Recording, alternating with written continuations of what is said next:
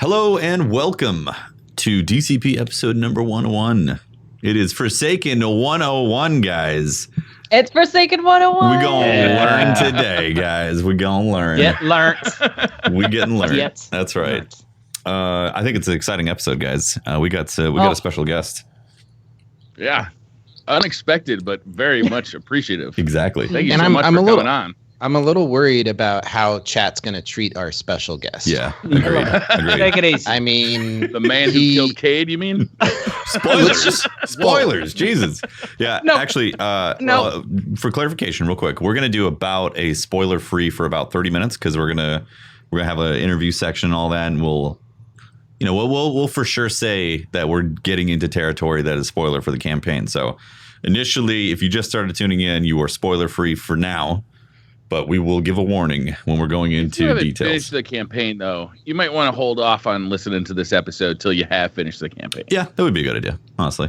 But let's introduce Uldren Sov, the voice of Uldren Sov, Brandon O'Neill. Holy. Welcome to the show. Thank you for having me. Welcome. And I want to immediately, right off the bat, thank you for. I just reached out to you like less than a week ago, and you were so willing to be a part of this that I'm extremely appreciative of the interaction that you've been having over social media with this community, with the Destiny community, and you've really sort of owned the character of Uldren on social media. Yeah. Can you tell us a little bit about was that a decision that you made going into Destiny 2 that you're going to change the way you approached it, or? I think, my journey with Uldren has started in 2011. I actually auditioned way back then when he was the Crowe. 7 years. So this is like, and it's not like It just came across my desk, and I'm reading script and that's how it went. When I auditioned for Uldren, first of all, he didn't have a name. Secondly, it was a full theatrical type of audition. There was a director there. There was cameras in the room. They did a full body thing. They were paying attention to my face, how I looked. So Uldren was designed off of my whole self. That's awesome. My whole. Wow. So my body, I do all the motion capture for him. The complete package. The whole thing. What was the placeholder name for him? Because obviously, it wasn't just some dude, awoken dude. When it first came out, I'm not going to get in trouble for saying this. When I auditioned, they just called him Space Pirate. Space Thief. And I told my agent, it came, sent me the size, and I was like, I need to get an audition for this because this is a role that I could actually land. If they have me do like spokesman for medical equipment, I never land those jobs because look at my face. But when they're like this space thief, sell our medical equipment, space thief, I was like, this is one that I could actually land. So I prepped really hard, and memorized everything, and went in guns ablazing. That's amazing. That's how it was a weird when did you find process. out that he was royalty? About 2 years in. Wow. 2 years in. So we put in about 2 years of work as Crowe. And Crowe was initially, he was more of a Cade 6 type character, actually. He was a roguish kind of Han Solo. He was a guy you had to go find. He knew where things were. He didn't like Guardians. Did Cade 6... So that's the initial why he's such a prick to Guardians. That's leftover. Did Cade 6 exist at the time, or had he not been? No. Oh, okay, interesting. Oh, interesting. Wow. That's so cool. We did about 2 years of work, and then it all changed. Things changed. There's a lot of people involved, and the whole storyline kind of morphed. And even before the game launched, I knew that I was the Queen's brother, still with no name. Destiny 1 is released, and they just put Crowe as my title because they hadn't come up with a name. But I knew I was a prince at that point, and so he changed. The way I approached him changed. I kind of I made him a little more effete, a little more like he hasn't worked real hard in his life. And I can't remember the actor's name, but there's a character in Rob Roy, the movie, where he's like this kind of effeminate. He's like an amazing warrior, and he like slices Rob Roy all up in the final battle. But he's got this like way of holding himself that is a little more aloof and light and bizarre, and I liked it. So that's kind of where, when I found out he was a prince, this is kind of where I went with it. So that's why really cool. He is kind of the way, and he's written that way. He was written, just kind of snarky, and people call him sassy. I'm like, well, you went full douchebag. That's cool. Full douchebag. That's all right. So I've seen this evolution of Uldren, and the interesting part is when they started doing the promo work for Forsaken, it just seemed like the character had so much more depth. Yeah. Like just even in the promo work, like were the lines different for you in a way? Was your work with the production team or the producer of those lines, was it different? Did you have a chance to go more in depth with the character with those lines? Yeah, I did a lot more work in the studio. So I would go in, record the motion capture, and get an idea of what they wanted as far as the tone of the piece. Mm-hmm. And then I'd go back into the studio, do some ADR. And so then I was able to explore kind of different tones in my voice and things that I was doing, they literally put a camera on my head when I'm doing the mocap so they can capture all of my expressions, and a microphone there so they can capture the voice. So it was not business as usual as far as like voiceover acting, like all the other guests it's weird, but it was it made me valuable too. Mm-hmm. So then I'm also doing motion capture for, I did Zavala, I did Gaul, wow, did the spider. That's cool. Wow. They haven't met the spider yet, but the spider. Spoilers. I did the spider. Oh, no spider. Kidding. Yeah, I met the spider. Wow. Yeah. Yeah. I really like the spider. Yeah. I love the spider. When I'm watching how he talks, I'm like, I like this guy a lot. Yeah, he's a very fascinating character too. Cool. Yeah. So is it you've played these multiple roles, and what comes first, the mocap or does the voice work come in first, or are they done together? Do you capture the audio and the mocapture together at the same time, or do you do them only for Uldren? So Zavala, the way that's done now, and for the rest of these characters, I will get an audio feed of their lines. So I have to learn their lines, their breathing, their cadence, and then come up with motion for that. Sure. So they will record first. Then it's my responsibility to learn everything that they did, including like little, like just every little emote, every little noise. I have to come up with something that makes sense visually for that. Yeah. That's kind of crazy. The way it's gone in the last year and a half. Since we started doing stuff for D2. But initially for Destiny 1, it was mostly just getting it all done at once for Prince Uldren. Okay. There's actually a really good question in chat from TLS Bill, who said, when you were doing the mocap for the spider, were you playing with a ghost, like a Rubik's Cube? Yes. It actually had a Rubik's Cube. An actual, that's really in my cool. hand because it was the right size. Yeah. The right size, yeah. And we have some like fake ghosts in the room, but they're bigger. Yeah. So I was playing with like a little Rubik's Cube. That's really cool. Yeah. That's awesome. Hey, there he is. I thought that was a pretty messed up part of the spider. Like they don't reference it in any way, but he's just, on the side, just lightly futzing with like a Rubik's Cube. But then you realize, whoa, wait a second, that's a dead Guardian's ghost. Yeah, he's obsessed with ghosts. Up, it's morbid. Man, that is messed up. And he's always kind of asking like, so you got any ghosts? Okay, never mind. Back to what we were talking about. I know there was some really great stuff where when the Guardian walks in and I'm like, ooh, where's his ghost? Right. Of course I don't say that, but I'm having to act this out, and I did more play. They went off screen, like they took the spider off screen, but I was doing a lot more. I was like, can I have it? And then I was like, this guy. Yeah. It's really cool. Yeah. Question then. So you're talking about like the method for D2 versus D1.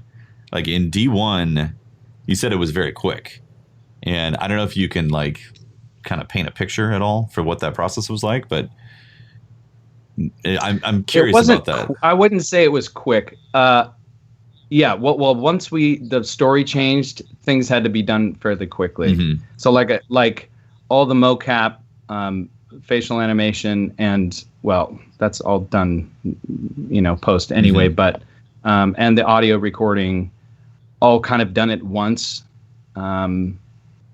That's changed. So it used to. I think it was. I think they can just control it more now if I do them all separately. Their process is better today than it was before. The process is it's different. I don't know if it's better. It's changing, and it's changing all the time. So I'm having to learn. Interesting. Like we didn't do things like hear somebody else's voice and have to act to that voice. We didn't do that. Okay. Before. It was us. Right. Right. That was back when the player was speaking. That was back when all that. So if the queen was in the room, the queen was in the room. It was a very theatrical experience. Interesting. Oh, really? So like you would voice act together in the room. Oh, we would do all of those scenes that you see from D1. We're in the room togetger. That's really cool. Wow, that's really Richard cool. Richard Slonaker, Kristen Potter, and myself. So is the queen in the room with you in D2? Spoilers. He thinks she is. Or is she? We did a bunch of reference stuff, I can say. Interesting. The process Very changed. interesting. The process changed. Yeah. It feels like you had some preparation to play Uldren. I noticed that in one of your previous roles, you played a character from what the hell? You played a prince, right? This conniving backstabbing. Prince from what's Beatrice and Benedict. Yeah, Yes. Much Ado About Nothing. Don John. He's the bastard prince, basically. Yes. Yeah. And is that so? You've had an opportunity to play this style of character. Did you reference any of your previous works when you were getting ready for Uldren? I would say that Uldren actually influenced Don John rather than the other way around, just because Don John happened much later. I'd already been doing 6 years of Uldren by the time I did Don John. So I added a little bit of that in there, a little bit of his attitude and his kind of laissez-faire shit. And Phoebus, right, from The Hunchback? Well, Phoebus, but Phoebus, you can call I'm sorry. I'm thinking. I'd like to say that the P was silent, so it was just Hobus. Yeah, and I knew I was Phoebus going to kill that. Yeah, well done. Thank you. All the Disney nerds are going to be like, "You're out. You're done." Yeah, I'm not. Princess. Other than doing Disney stuff, I'm not a huge Disney guy either. I mean, I love the Disney stuff, but it's not like I wear that's t-shirts. the same that character of the just that conniving, backstabbing prince is again the yeah. I get cast like as like conniving thieves, murderers, rapists. Yeah, all of the pirates. Space I mean that thief. all. Yeah. Space thief. Does that get to you a little bit? Don't you want to just do like a Teletubby or something every once in a while? Hell no. No, this is way more fun. I mean, the times where I've had to play a hero are just, I'm like, oh God, kill me. Just because it's, I don't know, it can be a boring track unless he's really, really flawed and has got some crazy messed up stuff going on. Who wants to play the hero? Honestly. I mean, listen, we're talking about Destiny where that's your job, but it's like, I have to come to grips with what I look like, what my, how I behave. It's, I had to come to grips with that early on in theater or I wasn't going to work. Well, what was cool about Uldren during the story of Forsaken was that even though you hated him or I hated him intensely for what he did, is I started to feel for him a little bit. I still shot him in the head, but I started to feel for him. Yeah. And I thought that was impressive. That was an impressive bit of storytelling. That was an impressive bit of story or acting too, because you really do start to, I wouldn't say understand, but you do start to feel for him by the end of it. And I thought that was good. Yeah, I mean, that's the trick with playing a villain. You actually have to love the character. You have to love his whole story, and you have to believe what he believes, he or she believes, from the beginning to the end. Whether it's messed up in the eyes of the world, it doesn't matter, because this is truth for this person. Right. So I didn't play him. I tried not to give him any more darkness than what he was just dealing with. So it was, I love the turn that we've taken with Uldren. I think it's a long time coming. I mean, we've been talking about this for a long time, and not knowing in D1 what was going to happen in D2. Sure. Yeah. So it's interesting. It feels like enemy or villains are becoming, are allowed to be that multidimensional now more. You've seen it in the recent Marvel movies, Thanos and Killmonger, Killmonger from, it's just the characters are allowed. Evil characters are not one dimensional. You're allowed to feel something for them. It makes it more convincing, though, doesn't it? Sure. When you have an evil person, or you have a bad guy in a movie or anything, where the guy is pure motivation is just to be evil, like it's not very convincing, because nobody lives their life like that, right? Or very few people do. Yeah. But people do make bad decisions with like what they think are, good intent all the time. Right. Absolutely. Yeah. That's the trick. Yeah, the gray area is what makes it a fascinating experience. Because if it's just pure evil, then it's like, well, of course the guy needs to go. Just kill him, get it done with. Yeah. But when the complexities come in with like an actual human emotion that you feel for, then it's like, I don't want to get the spoilers just yet. So it makes it much more complex. It makes them deeper. It makes them more interesting. And we saw that with the story. It was really nice to see that part of Uldren. Yeah, absolutely. Did you get a chance to, having played Uldren in D1 or the Crowe, and now seeing his role and the process for D2, did you have? It seems like a lot of people at the studio had the sense that this expansion, Forsaken, was going to be something different, something special, something unique for the game space. I think we're all just sort of realizing right now how well the story has been written and told, and how good this expansion really is. But what was the sense of you and other people at the studio when you were making it? Was this was going to be something special? Yeah. There was definitely an energy in the room the whole time. I mean, the subject matter, it was just, for my character anyway, it was just so much more juicy and enjoyable, and it felt like something really great was being made in the room.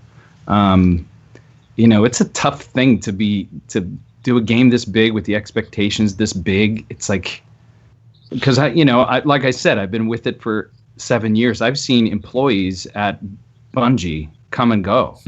It's bizarre to be, and I'm in there all the time because I'm doing the mocap. It's not just like I'm at a studio in LA or Seattle and they're over there.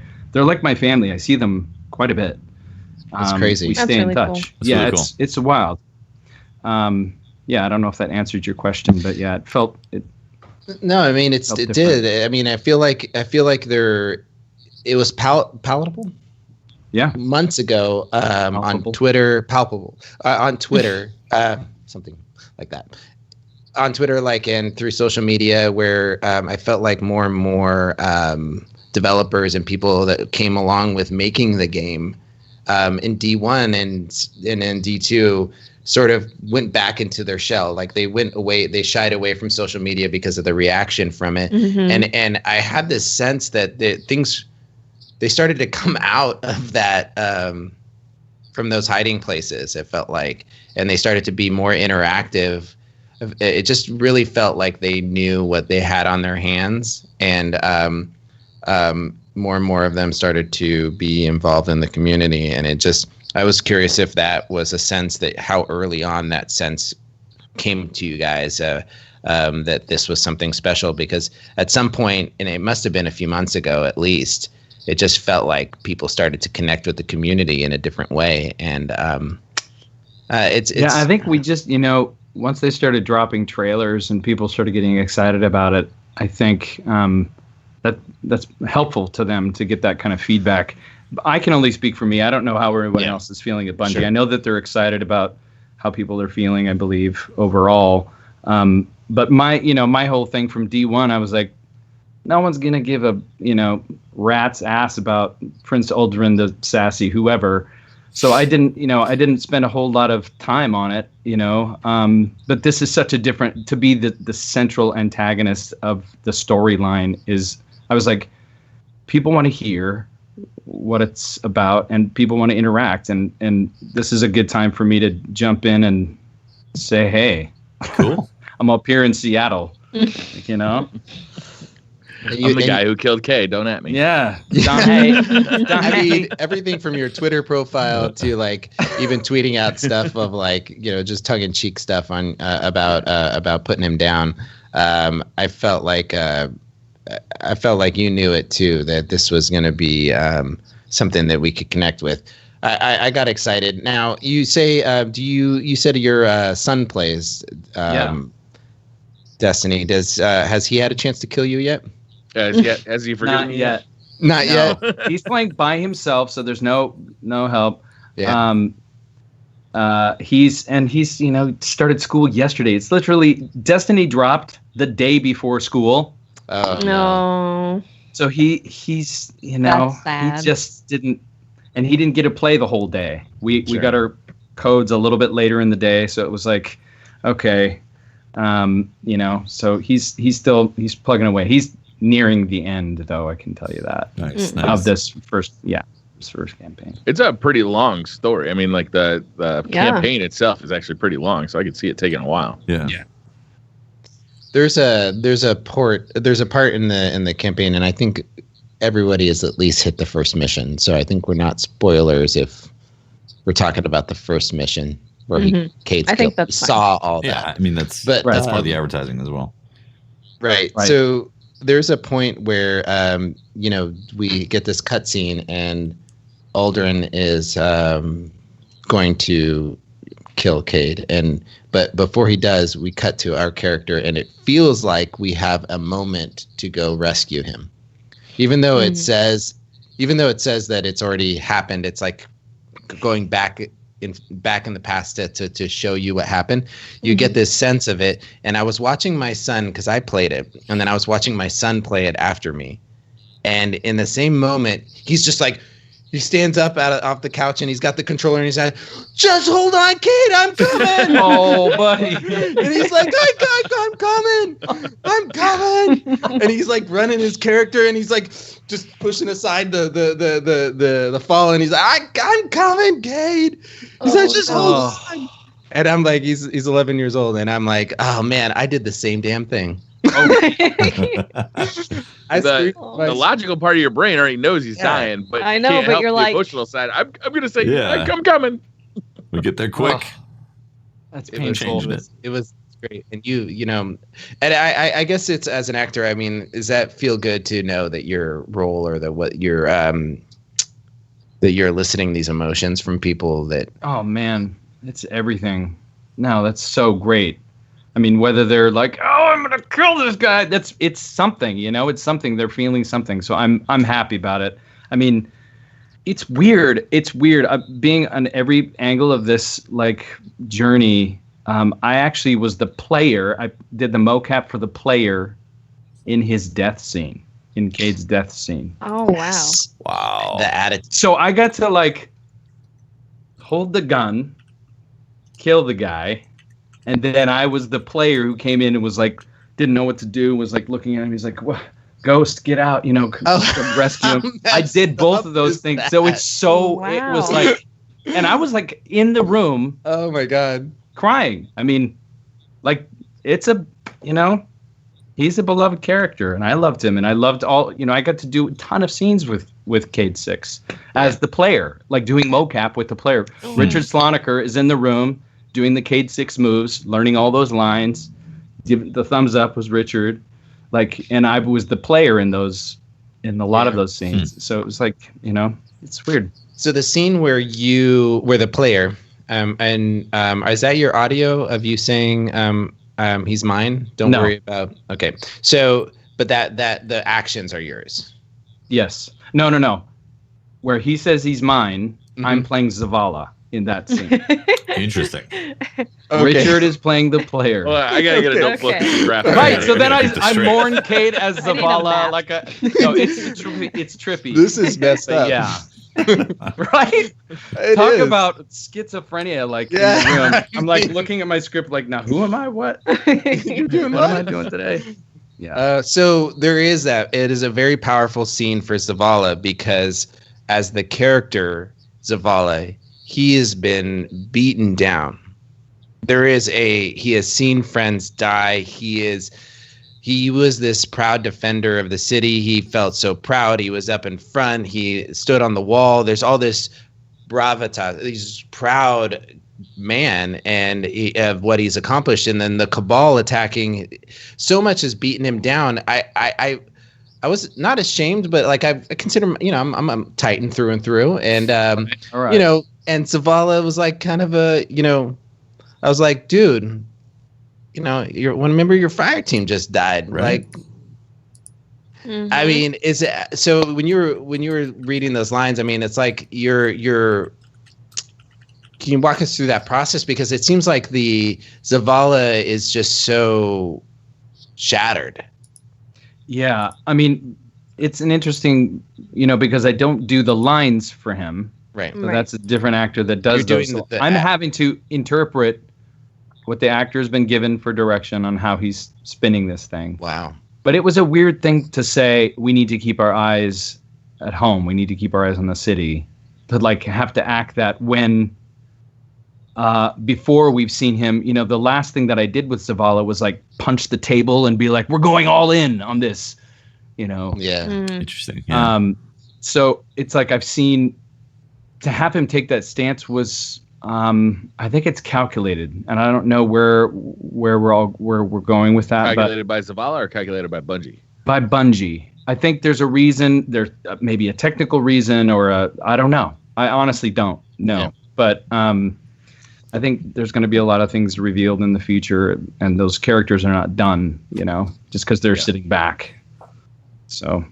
Yeah, I definitely felt more for the Vanguard, for their struggle, and for the story, for our character speaking, our talk, our. It's just, you guys did an amazing job at making us invest in that. The cutscene. This is the player's story. This is insane. This is the player's. You know what I mean? This is why they were like, he has to say something. Yeah. He or she has to say something. Absolutely. Because this is for you. This is for personal reasons. It's not, city business. It's like going in to get revenge. I mean, how many people, when they played that scene out there, I mean, I'm just curious that how many of us kind of did like when the character how many turns, of us cried. Right. I mean, how many? When he turns around and goes, "Don't worry about Uldren. Uldren's mine." Honestly, like that I'm made like me tear up though. Like that moment, I was like that, because that felt really powerful. I think it was even more powerful that we hadn't said anything for so long, and then it was like that moment where Cade is gone and we're trying to figure out what to do, and we walk away and it's like, he's mine. It's like, oh my gosh, it gives me goosebumps. For the show every week, we ask the community for questions, and they had quite a few really good questions for you. So I wanted to take a chance to ask some of those for you. The first one, Dr. 0 Hour says, Brandon, did you feel any guilt or sadness hearing the character you voice was killing Cade? Also, there's something about supers. Did you feel any guilt or like? It was definitely hard to swallow to begin with. There's a lot that went into it, and I don't know if I can get into all of that, but I mean, look, it was either him or me. You know what I mean? Uldren's on the chopping block next. You know what I mean? Like, so if somebody's got to go and it means my character gets to take a leap, I was excited about it. As the actor, as Brandon, the actor, like I'm like looking at the script, like, oh, okay, it's happening. Like what they've been telling me is happening. But nobody. I mean, Cade's amazing. He's such a great character. Like, who wants to take? Yeah, the humor's got to come somewhere. So there's room now. Now who steps in and gives us, you know, the quips, the one-liners, and you know all that stuff. So I don't know. So I don't know if it was guilt necessarily. It was just more. I had a job to do. Yeah. Darth Gabri asks, how intensive was your preparation for Forsaken? Did they just give you an overview of what was going to happen scene by scene, or did they go really in depth? We went more in depth this time than we normally do. A lot of times we will get the scripts a couple days before, start memorizing. We will meet in about an hour. We'll do for rehearsals and just talking through, you know, any questions that we have. But for Forsaken, we actually met at the cinematic producer's house, Matthew Ward. We met at his house. He fed us. We had drinks, and he was like, okay, look, we need everybody to be on the same page because this is a huge turn for this story. It's a huge turn for this game and for the company. They're taking a big risk on something that,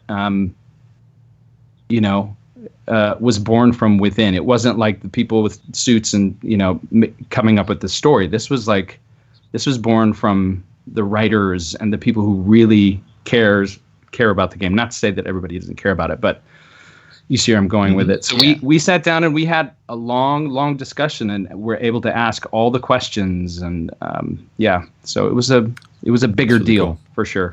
Do you ever get a feel for where that kind of decision comes from? Like, and I wouldn't want you to be too revealing of anything, but like, do you ever is it like a gameplay thing first, or is it somebody's got a really good story idea first? Do you ever get a feel for that, or is it kind of moved on? You get different messages from different people in the company. You kind of get a sense after you hear from the same story from a couple of people, but I think there are a lot of cooks in this kitchen. You know, it's not like the Bungie days of old when they were just like in somebody's living room writing this, you know, code for this game. This is like $500 million investment, you know, and there's a lot of people being like, this better be good. So it wasn't like you be creative in that environment. It's tough. It's a tough thing to do. Definitely. You know. Titus asks, big fan, by the way. You really made the entire community hate Uldren, and that shows how skilled you really are. My question is, how does it feel to be so loved by the community while they love to hate your character so much?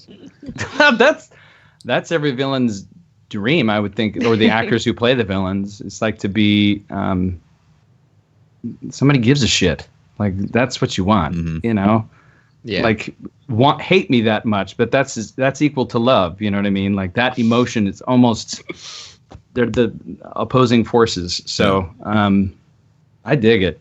I think it's awesome. Is there any fear when you're playing something like this, a character like this, that you get like, I'm now going to get typecast as this person for the rest of my life? Because it already happens. The kid, the kid who played the prince in Game of Thrones?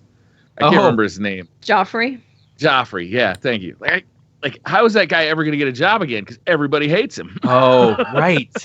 I hated that kid. No, I'm just kidding. Everybody He's probably hated listening to the podcast. He was great. Yes, he got poisoned. He was so convincing. It's just being a total douche. Yeah. A little devil who needed to die. Yeah. Yeah.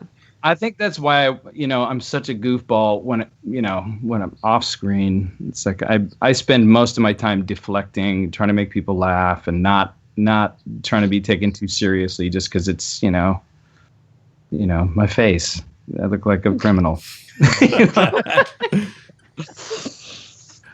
Angel B asks, "Hey DCP, longtime fan, frequent Discord server member. This is my first question ever, and I would like to ask Mr. O'Neill what his reaction was when he learned Uldren's plot arc and if it changed how he played the character. My reaction initially was super stoked, actually, because I had been initially for D1, I had a much bigger character. The Crowe was going to lead you through the game. Yeah.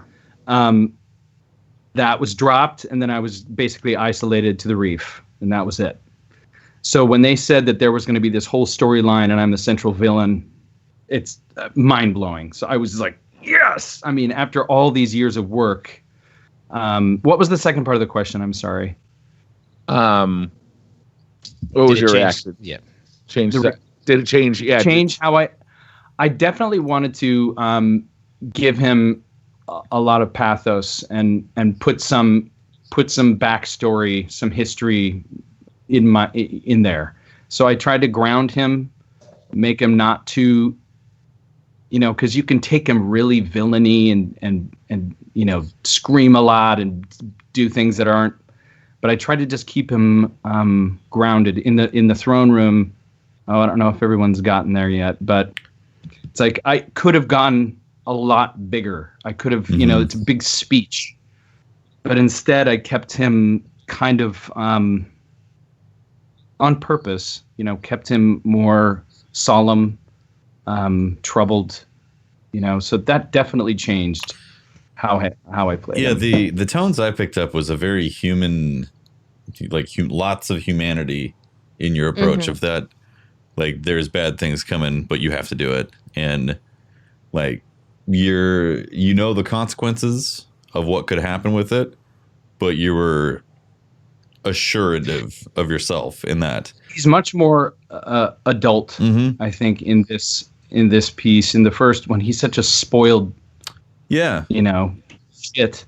He just gets everything he wants, and he knows everything because he's got the crows, and he's like, tell me something I don't know, prove something to me. I don't care who you think you are.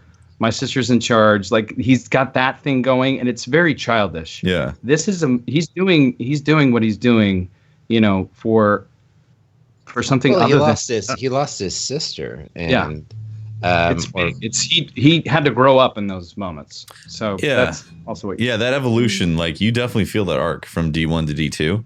And like, for me, I think it's okay. We can talk about spoilers at this point. It's been 30 minutes. For me, like, it wasn't necessarily satisfying at the very end because I knew that it wasn't like it was a tough choice what your character was doing, and also you were tricked at the end. And it was like, it wasn't like, oh yeah, he's dead. It was like, oh, but yeah. We talked a lot going into the DLC about I was kind of hoping that Uldren wouldn't actually get killed. Is that we'd get more of like a Darth Vader kind of character where we see him for 3 movies and we continually battle him. You hear that, Bungie?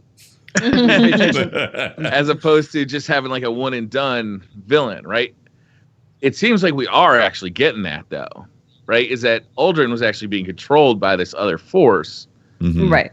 And like those details are yet to surface, or we don't understand them anyway.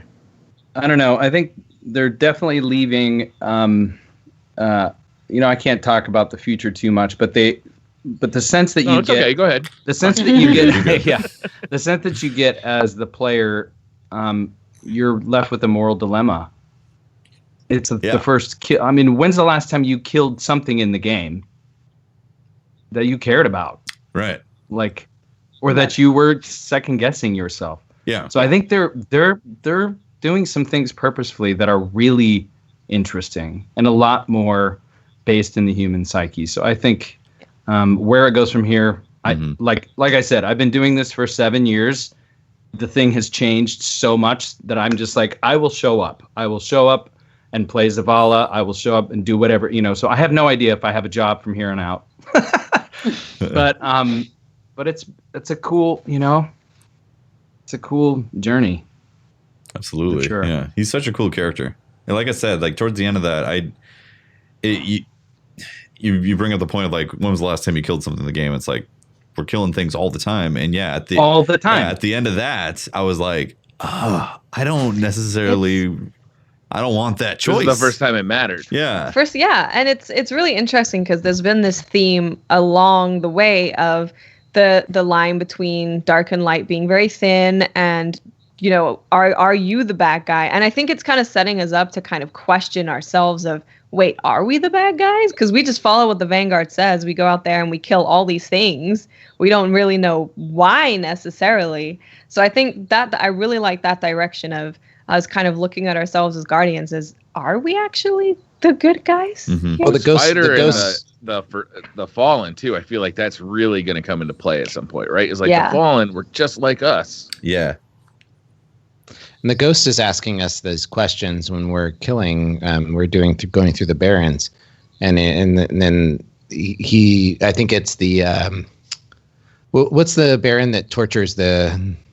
The Ghost was bitching out. That's why I put him in that potato shell. And he's going to stay there. He's saying, we're killing all these. We're doing all this killing for a purpose, right? And that line stuck with me. It's just like, right? Like the questioning of why we're fun. Who else am I going to use my new weapons on? Damn it. Hell yeah. Have you tried? I just got a new scout rifle. Ace of Spades. To Briar, this argument's very simple. It's very elementary. We're here talking about this up here, and he's like, nah, it's right here. I kill people because I got a new gun. It plays into Gambit as well, right? Because we're becoming the Taken when we go through to the other side, and we're definitely kind of messing with those Taken powers. Right. So it's all kind of tied into it too. The Dreaming City is dark and light, which I find so interesting. Yeah. So we're kind of messing with this darker side where Guardians are supposed to be pure light and all good, and we're kind of now delving into some darkness. I so wish that they would have explored that truth of the Awoken from when we did our player creation early on in Destiny. Like originally, originally I think that the story characters were designed to be built from different origin stories. The human on Cosmodrome, the Exo from Mars, and the Cobus Bray, and the Awoken from the Reef, and the concept of the dark and light fighting at the Reef's edge and influencing the Guardians that were the Awoken. That concept is really fascinating, and they're still powerful, right? Just like the Exo would have been powerful, right? Their theory craft of being able to die and be reconstituted into a new Exo body. All the argument in the lore is there for that. I lament that we didn't get a chance to say, okay, no, you know what? The Awoken aren't Guardians, human Guardians. They are the Awoken, which are both light and dark, and their magic is void magic, and it's not that of the it just seems like they created this story over time as you go to European cities, and then they're sort of built organically, right? And with streets that crisscross, and it's much more entertaining, but it's also hard as hell to know where you're going. Well, Destiny's story sort of that way, it's built organically as the city grew, and now it's hard as hell sometimes to find out where we're going. So I like this story of the Awoken. I think it's phenomenal. I really wish we would have explored that dark side of ourselves as Awoken if we chose that character. I'm Awoken. Patrick calls me cousin. It's great. Yeah, cousin. I have a question for you guys. And for people who play all the time, do you ever change your... Like, my son has been a Warlock from the beginning and has not changed. Do you guys play 3 different characters, or do you stick with one and go full? Play with 3 different characters, but there's always one true character. Yeah, there's always a favorite. Yeah, there's always a favorite. There's Titans, and then there's the other classes. I was having this discussion on stream. I was like, my hunter is for business. That's where I get my real work done. The Titan is for fun. It's for pleasure. And my Warlocks are for the trash can. Yeah, it's easy. When you've got like... Yeah. Oh, it's true. Something has to go into the receptacle. So Warlocks fit. Well, I definitely wasn't aware. I didn't know. I don't play enough to know. I was like, now Quinn, that's my son's name. I was like, but you're a Warlock, right? Can you can you get that new bow? Isn't that kind of a hunter weapon? Like what? And he's like, no, we can get the bow. I was like, okay, cool. I just didn't want you to miss out because it's dope. That's like all he's playing like tangled in his dress right now. Yeah, I know. They wear these dresses. Yeah. You think they would? That's true. They're kind of busy reading stuff, honestly, to be shooting bows. So, I don't know. Well, I know there's one thing, Brandon. You never leave it up to Twitter or the internets to decide what character you should play, because they are deeply rooted in troll behavior. And I threw it out there an hour before Destiny Forsaken launched. I said, pick my class for me. Oh, right. And they know that I hate the character I play the least is a hunter. And so they even bypassed Warlocks. They went straight to hunter, and now I had to start Forsaken as a hunter. And congratulations. Yep. Welcome. Yeah. Welcome to the club. It's fun.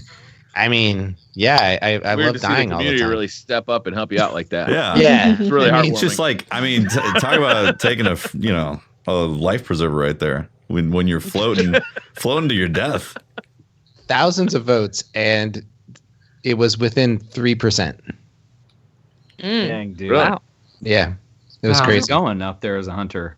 It's tough, man. It's tough out there for a hunter. I mean, you can't shoulder charge anybody, right?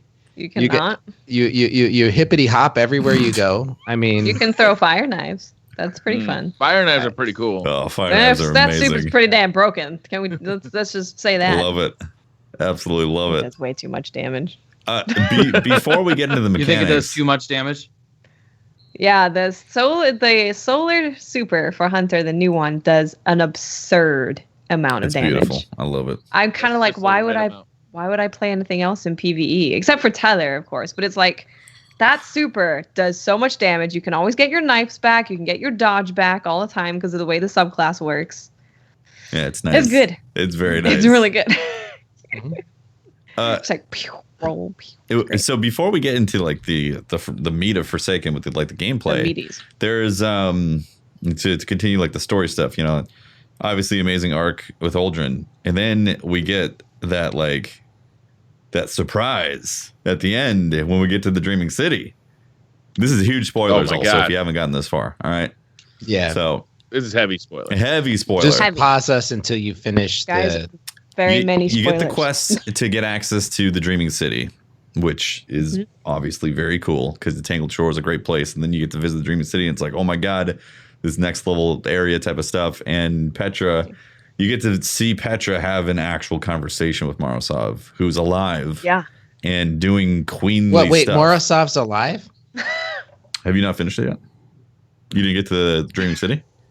No, I'm on the third Baron. Spoilers! Sorry, Pope. Sorry, Pope. It's whatever. You're on a podcast about Destiny. She has a conversation with her, and she's like, yeah, I know Aldrin's dead. Like, just straight up like, I know. Yeah. It was crazy. I mean, it was. That blew my mind, honestly. Like, seeing that unfold in gameplay with I think that's the difference. I haven't even seen that. Okay, gotcha. I haven't seen they don't show us all of the cinematics, especially the ones that we're not in.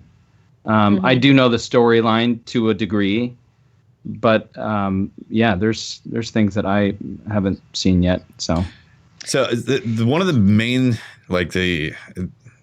I haven't felt these type of emotions from the story until now in Forsaken. And I think that's what's incredible. I think they've done an incredible job. Bungie as a whole and the production and all that has done an incredible job to bring that level of impact and emotion to the game, which for the most part, when you played it hasn't hit those tones before.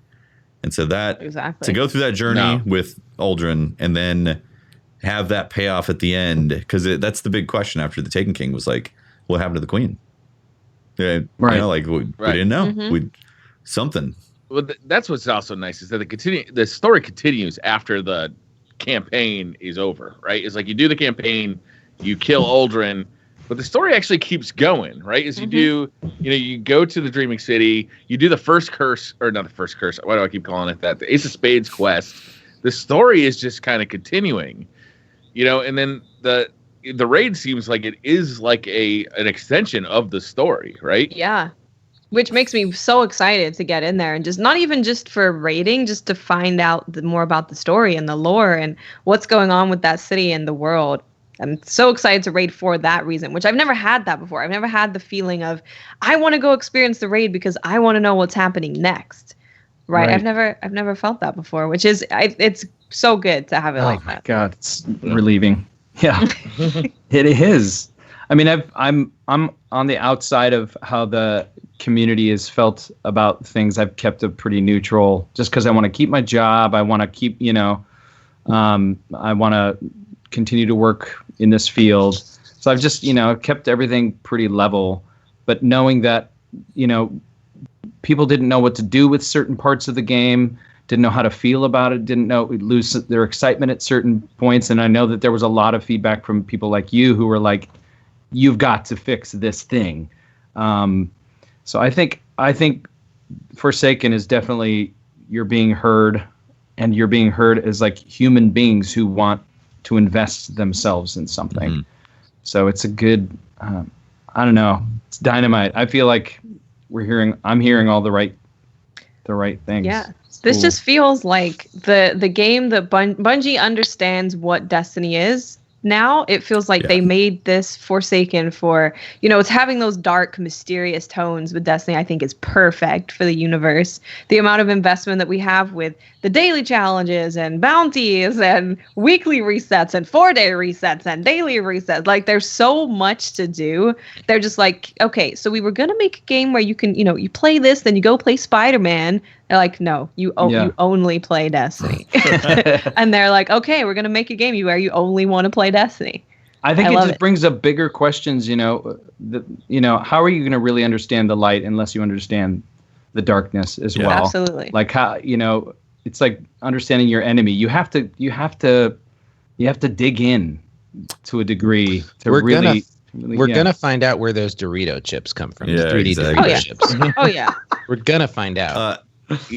Back to what Watt said is one of the things that attracted me about Destiny so much was like everybody likes to talk about how kind of crazy the story was in Destiny 1, like vanilla Destiny, and like how disjointed it was. But one of the things that it did is it hooked me with the mystery. Mm-hmm. And that's one of the things that Forsaken really, it pulls my strings, like those mystery strings. Like, now I want to know about this thing. I want to know about the Dreaming City. I want to know about the Awoken. I want to know about, this new this force that was controlling Uldren. Like, there's all these things that I want to know more and more about. And giant tentacle monster, man. Right? That is Riven. One ugly looking. Was that Riven though? It said it was Chimera. So it did, yeah. Or it was. And then it was like, and then when you were shooting, it was like Voice of Riven or something. Yeah. But when you were looking at it, it was Chimera. So it's like a manifestation of. So I don't understand. Basically, no. I don't know. It looked like it was. I'm sure it was a mashup between Destiny and Bloodborne. It was so awesome. I was like, "Whoa! Look at the tentacle mouth, crazy." I loved going between the normal realm and the ascendant realm all the way through the story. Yes. Just going through a portal. Like, that's just so interesting. Especially the Mindbender, the Baron, who was kicked out from the Fallen, if I'm not mistaken, and he was raised by Hive, and now he's obsessed with Hive, and he wants to have his own throne room. And they were saying that he was able to have that giant of a room because he killed Cade. Mm-hmm. So that was super interesting. Like, I just want to know more and more about this Ascendant realm and like, how does that work? How do you become Ascendant? I want to know. Did you guys see in the Dreaming City, you can actually get like a vial of like whatever, I can't remember what it's called. Space drugs. Space drugs. Yeah, space drugs that allow you to go to the Ascendant realm. There's actually like one of the things that you can do is you go to Ascendant realm. Yeah. You can go to a lost sector, and if you drink this vial, like the lost sector has a portal in it that allows you to go to like another huge area. Take you what down kind of message are we sending? Going. True. that when someone dies, you go have space drugs. You look for cats. And, So space drugs are essentially LSD. The cat thing. So I love the cats. The cat thing. Has this been Cosmo foreshadowing the cat Dude, thing? was that's exactly what I thought. By... I was like, I could see Cosmo in every like meeting, where they have, let's say they have like a big roundup meeting, and Cosmo's like, okay, I like it. Well, we need cats in there. And I imagine him getting shut down every single time. And then the 10th time, they're like, fine, we'll put cats in there. We're going to put cats in there for you just guys. to make you shut up. Or was it he knew about the cats and he's been like, subtly cluing us in about the cats. He's been making us love cats more. Look for the cats. Look for the cats. He's been training us. I love the fact that there's little cats around. You present them an offering and you get something. That's so cool. They give me cool the stuff. Dreaming City is amazing. Like, it is so chock full of secrets.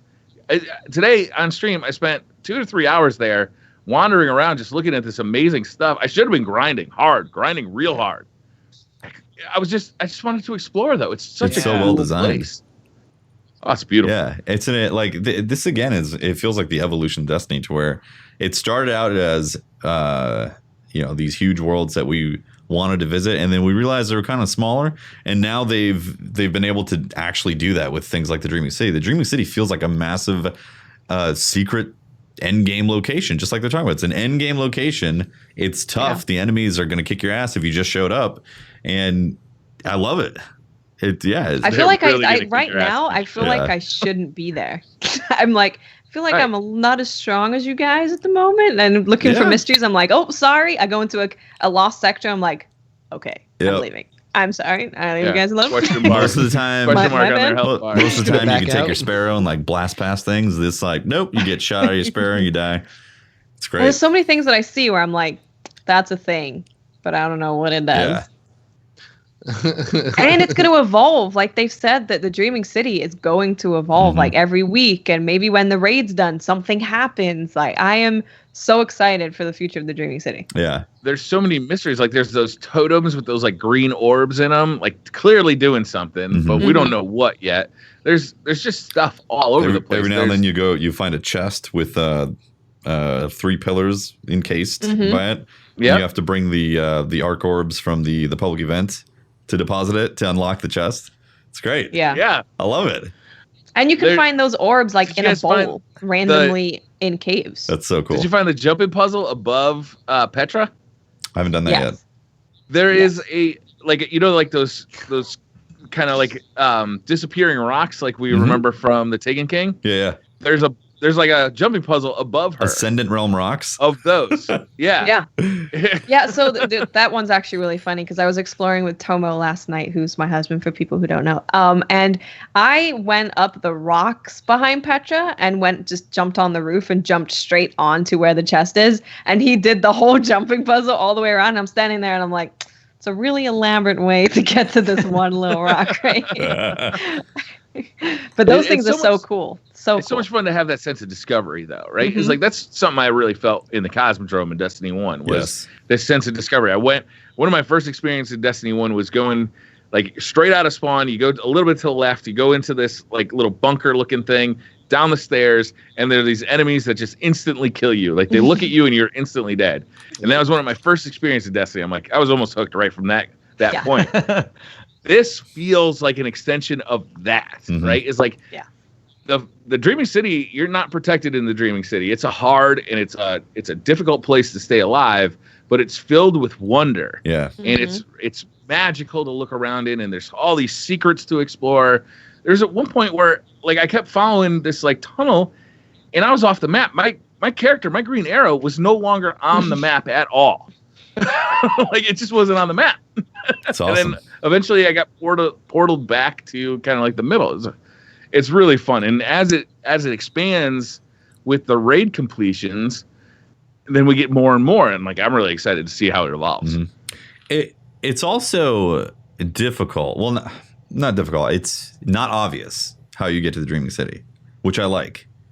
Because it's an end game location. Like again, Pope, you haven't done this yet, but like once you finish the campaign, you're like, Pope. I'm gonna go to the Dreaming City now, and it's like, nope, you're not going to the Dreaming City. You have to, you got to do some stuff. You gotta do a little. You gotta work for it. Yeah, you gotta. It's not easy to get there. Yeah, you gotta quest up a bit, and then that questing gives you like really cool lore tidbits because the story evolves a bit from it, and I just love how they've presented this in the game. How you actually how they've unveiled it, because a lot of the times they've just given you the location. And you're like, okay, well, I guess I'll go there and do some bounties or something. This time it's like, nope, you got to earn it. The Taken Shore as well is a pretty cool area. It feels more like a normal Destiny area to me than the Dreaming City. Mm-hmm. But it is very cool, and it does seem populated with secrets, like populated with stuff to explore. There's a lost sector with basically a fallen dance party. Yeah. Right. Yep. Like there's. Oh, I think I've heard about this. Yeah. There's Spider hanging out in the middle of it. There's new public events that you've got to figure out. There's vast plains and there's wrecked ships and like. Can I make a comment about one of the public events? Yeah. The cryo freezing one? Yeah. That is Monster Hunter World. Yeah, you capture them, you can kill and you get less loot. Capture, you get more loot. That is funny. Make it heroic. Yep. I was sitting there, I was like, oh hey, it's like it's Monster Hunter. You capture I get the dude. it. Yeah. Figured it out. Yeah, that's funny. It is like that. Some of the poses you freeze him in are pretty funny. Like nobody looks good when you pause them on video. Nobody. It's like you always got like this weird look. Like, wait, he's always doing the same thing for me. He's like doing a semi T pose. Like it's not full T pose, but like yeah.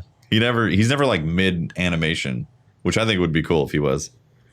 That would maybe be it's just I've only done 2 of them, so to me maybe in my mind's eye they were different each one. But if they're the same, I mean, I laugh my ass off when I I didn't know how to make it heroic, and somebody was like trying to stop me from killing the guy, and you were that guy. Froze him. Oh, you were I was the that blueberry guy.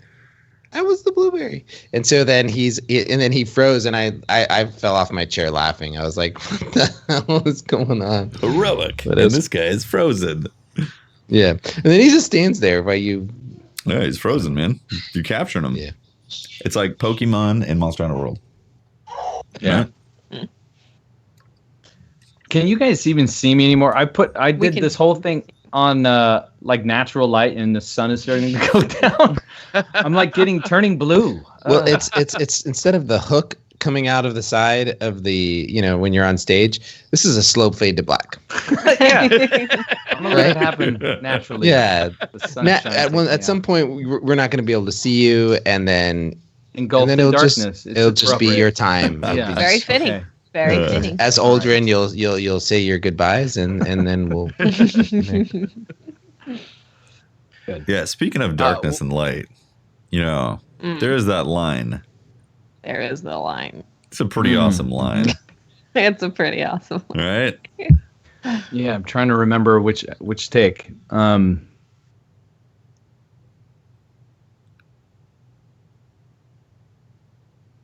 Yeah. The line between light and dark is so very thin. Do you know which side you're on? Yo. Oh, it's so good. That's Pretty good. It's so good. There were so many different takes of that, though. It was interesting to see which one they used in it. Do you get to play with words when you guys are doing that? If I have a question about it, there's changes in writing on the floor, but not a whole lot. They have a lot of much smarter people than me, like doing edits and stuff. Oof. If something doesn't make sense grammatically, then I'll be like, I don't know how to. Usually it'll hang me up. Yeah. It'll hang me up, and they'll be like, okay, let's look at this moment. Interesting. Yeah. Yeah. Man, that's awesome. So, you guys played through the story. Yep. What did you think? Like, what were you like? Prior. There was, the regular. It started like a normal story. Yeah. But then you went on these like hunts for the barons. Like, it felt like a different kind of story. Let me tell you, that cutscene when you finally get the spider, you convince the spider to show you where all the barons are, and it's like flipping all the wanted cards, and it's going through all of the barons. I think that's probably my favorite cutscene because it just feels like we're preparing for this war, and it's like, okay, we've got all of our marks, let's go get them. It just it had this really cool feeling about it. Yeah, and all of the barons are amazing. I think this is my favorite Destiny story. It was just so good. I like the boss fights so far. The barons that I've fought, I think they're fun and they're unique. Each one's different, and they have voices. They talk to us. Yeah, which I wasn't expecting, honestly. Yeah, I was almost I was really hoping that we were going to see something like from Borderlands. You know, when you find a new boss, they do like a cutscene where it's just a sort of like a splash introduction to that boss. Interesting. Yeah. I thought it would have been really appropriate for us to know how their attacks, you know, an idea of how that character. They didn't do that specifically, but they kind of introduced you to each Baron in almost with gameplay. Like they did a little bit of voice acting, where they talk to you a little bit, but like the sniper like would start taking pot shots at you like in patrol, and the trickster all of a sudden you're like, is this an exotic engram? No. Like that was the best. Like, you haven't seen an exotic engram since you started Forsaken. The first one you see is the trickster. Yeah. Oh man. It's so great when you pick it up too. You're like, oh, this is something different. It's glowing red now. It's ruined me. Remind me where in the order you get to go against the rifleman. When do you get to hit the sniper guy? He's pretty high up power level wise. Yeah, he's the highest adventure. Yeah. Okay. Because, I mean, I can imagine he'd be, I mean, they put somebody else second in command, but, I mean, you see him kill the ghost, you're like, oh, this mother. Yep. Yeah. I think all of us, when I was streaming, everyone was like, I'm going for the rifleman first. And then we saw the left one was like, maybe not. Yeah. Yeah, they step up each one for you. And he ends up being the last one before the main campaign continues. When I went against the rifleman, when I play through a campaign like this, like a new campaign, is I like to just use the weapons that I'm given. Yeah. Like organically. So like if I have, you know, I am that good, y'all. Are a couple of sidearms, then that's what I'm using. And that's basically what I had against the rifleman. It's like a sniper and a shotgun. So I'm just like constantly like trying to get close to him enough to use like those close range weapons. But it made it really fun. It made it a really entertaining fight. Yeah, it was fun. He was fun. I enjoyed, like, I'm really happy that they took the adventures and they made those part of the story. So they were important to do. Yeah. And yeah, it's just it's a better version or a better campaign layout. The better use of adventures too, Tefty. Like, because think about it, 100%. Adventures are going to be something that we're going to want to replay, right? Right. There's going to be awards and such. I want to. There's grindable loot from them, right? From the Barons. I think so. That's what I hear. Yeah. And I feel like it's also expandable, like the difficulty and what we see in them. It just seems like they're ripe for there to be secrets like the original Black Spindle that came off of a story mission. It just seems like those are really easy for there to be something off of those. Yeah. Once you've activated something. Yeah. The machinist I've seen twice already, right? I saw him in the story, but I also saw him in a public event that was heroic. The ether when you make it heroic, Yeah. And I was wondering, like, is he grindable there? Is he going to drop something there? Like, do you have to do it? Like, I'm wondering, like, I don't know what the loot is that these guys are dropping at this point. It's still early days, How do you obviously. play the Barons again? I don't know. So I haven't gone back to what look. they did in the past was they made it. You guys said you said a line from Uldren when I was gone. Yes. Oh, do we need to do it again? I'm not going to complain. It's okay. No, I was not gone. okay. I was gone. It's okay. Not okay, Pope. You got up right as we segued into it, Pope. They did it on purpose, dude. It wasn't cute. It's like I'm friends with them, but not. You know, we all collectively got chills. They do. Yeah, it's okay. No, I'm good. I'll watch the Twitch VOD. It'll be the same thing. Okay, go ahead. Yeah, typically what they've done or how they've changed it is that you have heroic Heroic Adventures available. Story. I think on a daily. Oh. Yeah, Heroic Adventures available in the locations on a daily basis. I think it rotates each day a different heroic adventure. So Oh, is that what's going on? I'm Okay. assuming that's what they're going to do. I haven't actually done that, but like that's what I assumed was going to happen. I'm so focused on just like grinding for the Yeah. raid right now that I'm not really like I've got blinders on to like the rest of the stuff. Yeah.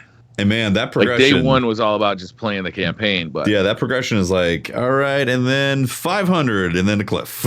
And now it's powerful engrams.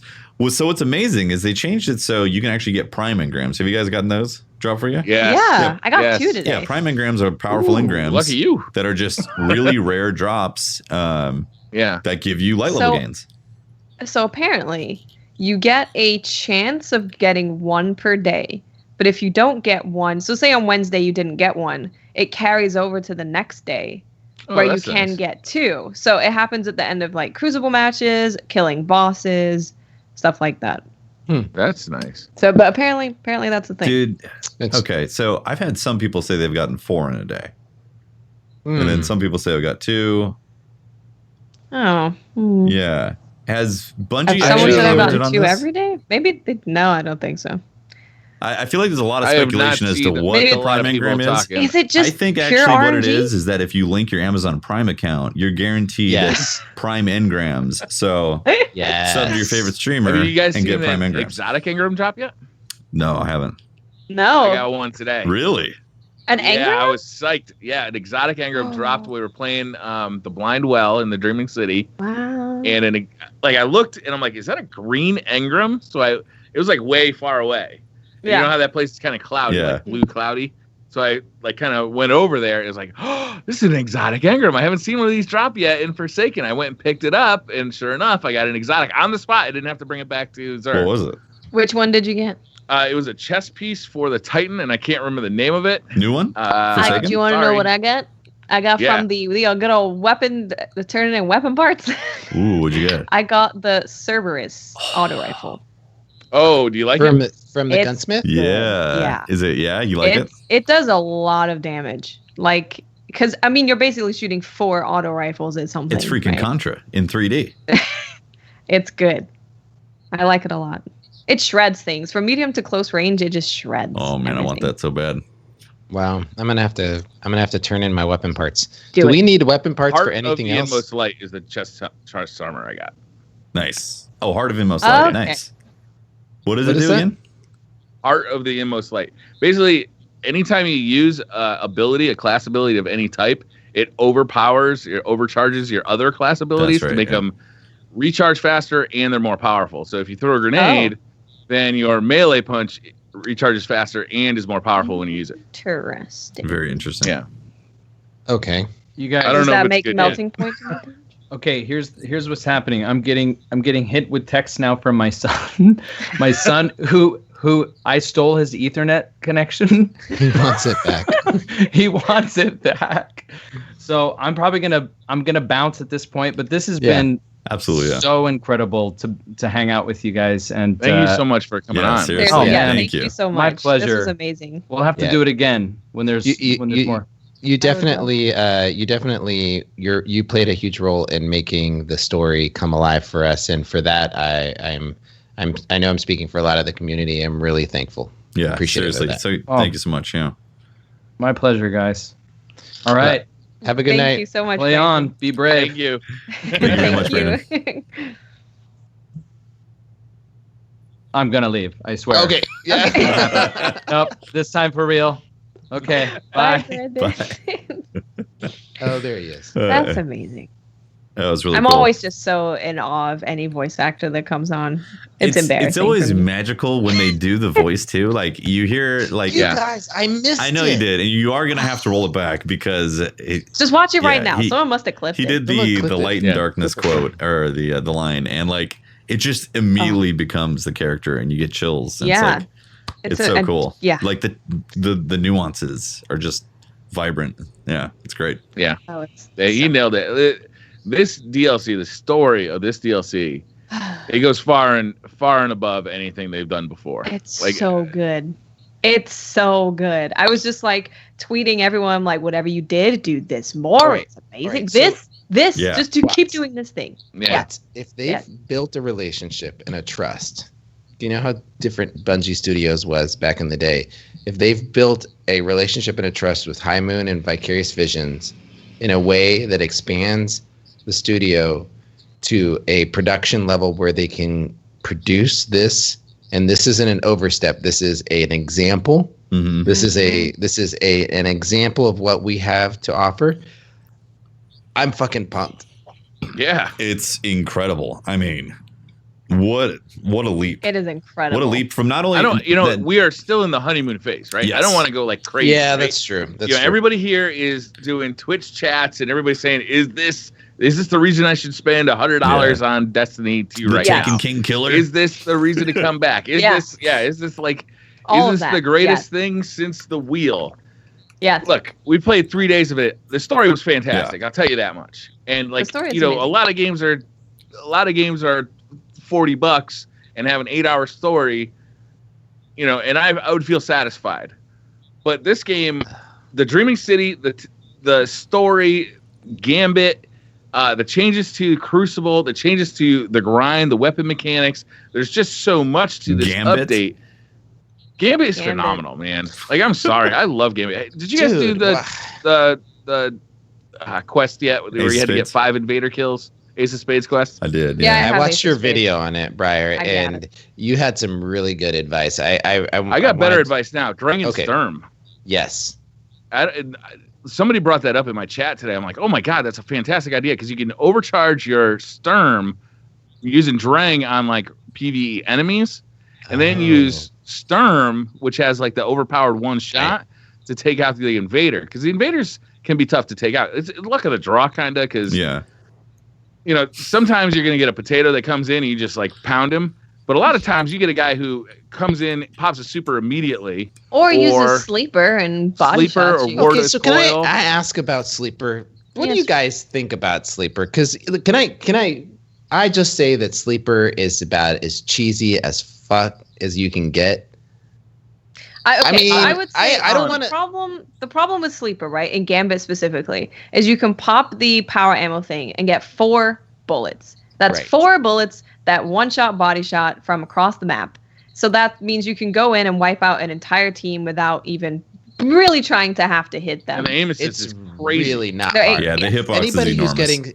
Anybody who's getting kills with Sleeper and thinks they're good is absolutely wrong. You can hit the broadside it's the kind of dirty son of a bitch that used to use the colony in PvP. The same kind of dirty. It's the same guy. It's the same guy. The kind of a person that not even a mother could love. Right. Nobody's mom likes him. Here's the thing, though. Bungie put it in the game, and like, I don't know. Maybe they have to look at it specifically for Gambit. It is extremely strong. Right. I have not played enough with the new weapons, with any of the new exotics, to know whether or not it truly is in that category of it's a problem. But it is absolutely one of the top tier choices right now if you have it, if you're playing Gambit, because it's good against it's good in damage against the bosses, and it's good against the guardians. Boss damage, you can instantly kill an invader unless they're in their super, and if they're in their super, then you have to aim and actually get a headshot, and then they die. Or you can invade and easily kill people with it. It's good. It's a crutch weapon, and I have no problem with crutch weapons existing in the game as long as people know, like, that they're using them. Well, that as long as as long as you know you're not good, right? Then we're okay here. as long as everybody who kills me with that thing knows salty about that dying if they had to use a real gun, I would kick their ass.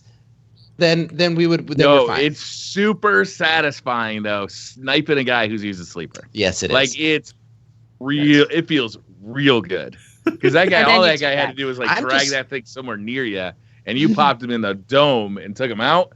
That feels nice. I'm just salty as fuck, Briar, because I didn't. I did not get. For me, it's not satisfying. I don't have the sleep. I don't have a sleeper either. I prefer to use a sniper and hit headshots rather than sleeper. No, I mean it's just a really easy crutch for invading, and people what are gonna do though. What do you do, Pope? At this point, okay, so it's in the game. Right. So what do you do? Do you nerf the sleeper? Do you nerf it just in against Guardians? No. So what do you do? There's no real solution to it. You could just have Gambit specifically. Kate takes like 2 bullets from the heavy ammo box instead of 4. That's what I was so gonna then say. at least if he comes through and kills 2 of your teammates, it's like, okay, he killed 2 with a body shot, but he can't kill 4. Yeah, that's what I was going to say. It's like really just reduce the amount of ammo you get in Gambit specifically for it. So if you pick up on the ground, it's 1 shot. If you pick up from the ammo box, you only get 2 shots. You leave it alone in regular PvP? Yeah, absolutely. Yeah. Because you have to actually go get heavy ammo for that. Yeah. Plus, people know where you are. You're like on the radar. Yeah. Yeah. In Gambit, someone just peeks and you don't know where they are. You can see as the invader, you can see where they are, and the whole thing about fusion rifles and the sleeper is that you charge up, right? So you can see through the wall where somebody's coming, and then you charge it up. It's so cheating. You pop them. Yeah. It's fine. I don't know if cheating is the right word. I'm not telling people it's that definitely bad people for using it. I'm just that's the thing. It's in the game. For me, I find it really annoying when people are doing exactly what Pope is doing on the podcast right now. Saying like, you're a bad person if you use this weapon in particular situations. It's like, well, I think he's joking around. Yeah, no, I know, but like some people take it super serious. I'm playing against, and I'm like, I'm sorry, you have to use sleep. Some people get like super intense about this, and I'm like, it's in the game. Bungie put it there.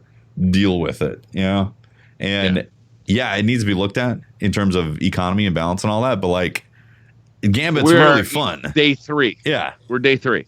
Forsaken. Yeah, it's tongue in cheek, Tefty. I'm being, it's what's happening on Twitter right now is people are jumping on Twitter and just being like, fuck everybody who has sleeper, right? Like, how many? Have you guys tried the first curse though? Not to move on, but I want to mean move on. Ace of Spades. The first curse. I'm sorry, Ace of Spades. My bad. I keep doing that. Ace of Spades. Have you guys gotten a chance to use this goddamn weapon yet? Yeah, it's real crazy in PvP. Let me tell you. It's good in PvP. It's real good in PvE. It's good at everything. Yeah, I mean, it's like getting kill clip that lasts. Do you want to use kill clip now, sir? Would you like to use it in 30 minutes? It'll still be here. Right. Yeah. We're gonna wait for you. When you're ready, I'm gonna wait for you. We'll be ready. So basically, this gun, it's a hand cannon, 150 RPM, right? I don't know. I think it's 150 RPM. Yeah. So basically, it acts like a normal hand cannon. If you get a kill and you hit somebody in the head, it's got Firefly, and it's got old school Firefly, Destiny 1 Firefly. Huge explosion, does a ton of damage to everybody around it, and has Outlaw kind of hidden in that perk. So you get that really fast reload speed. When you reload after getting a kill, is it your first 6 bullets are overpowered? Like they have like... It's the whole clip. It's not the whole clip. I think it's like the first 6. I think it goes up to 6. I think 6 is the max. You can have like ×3, ×4, ×2. Those bullets are more powerful, and they're a lot more powerful. They're like it's like 30% or 40%. It's like an old video then because they were saying that it was the whole clip, but it's much more powerful. So for instance, in the Crucible, it's the difference of being able to two shot headshot and 1 shot body shot as opposed to 3 headshots in a row. Mm-hmm. Mm-hmm. And like you're doing 91 damage per shot with those overpowered rounds in the Crucible. Like they hit hard. Mm-hmm. They hit very hard. In PvP or PvE, you're doing all that damage, and you're getting Firefly, so you're doing damage, to the groups around them. So like when you start shooting at the next guy, he's weak or already dead. The gun is so good, man. It's finally the gun. I was worried there wasn't going to be a gun that took the Midnight Coup out of my hands. I was really worried about it. Had to be an exotic.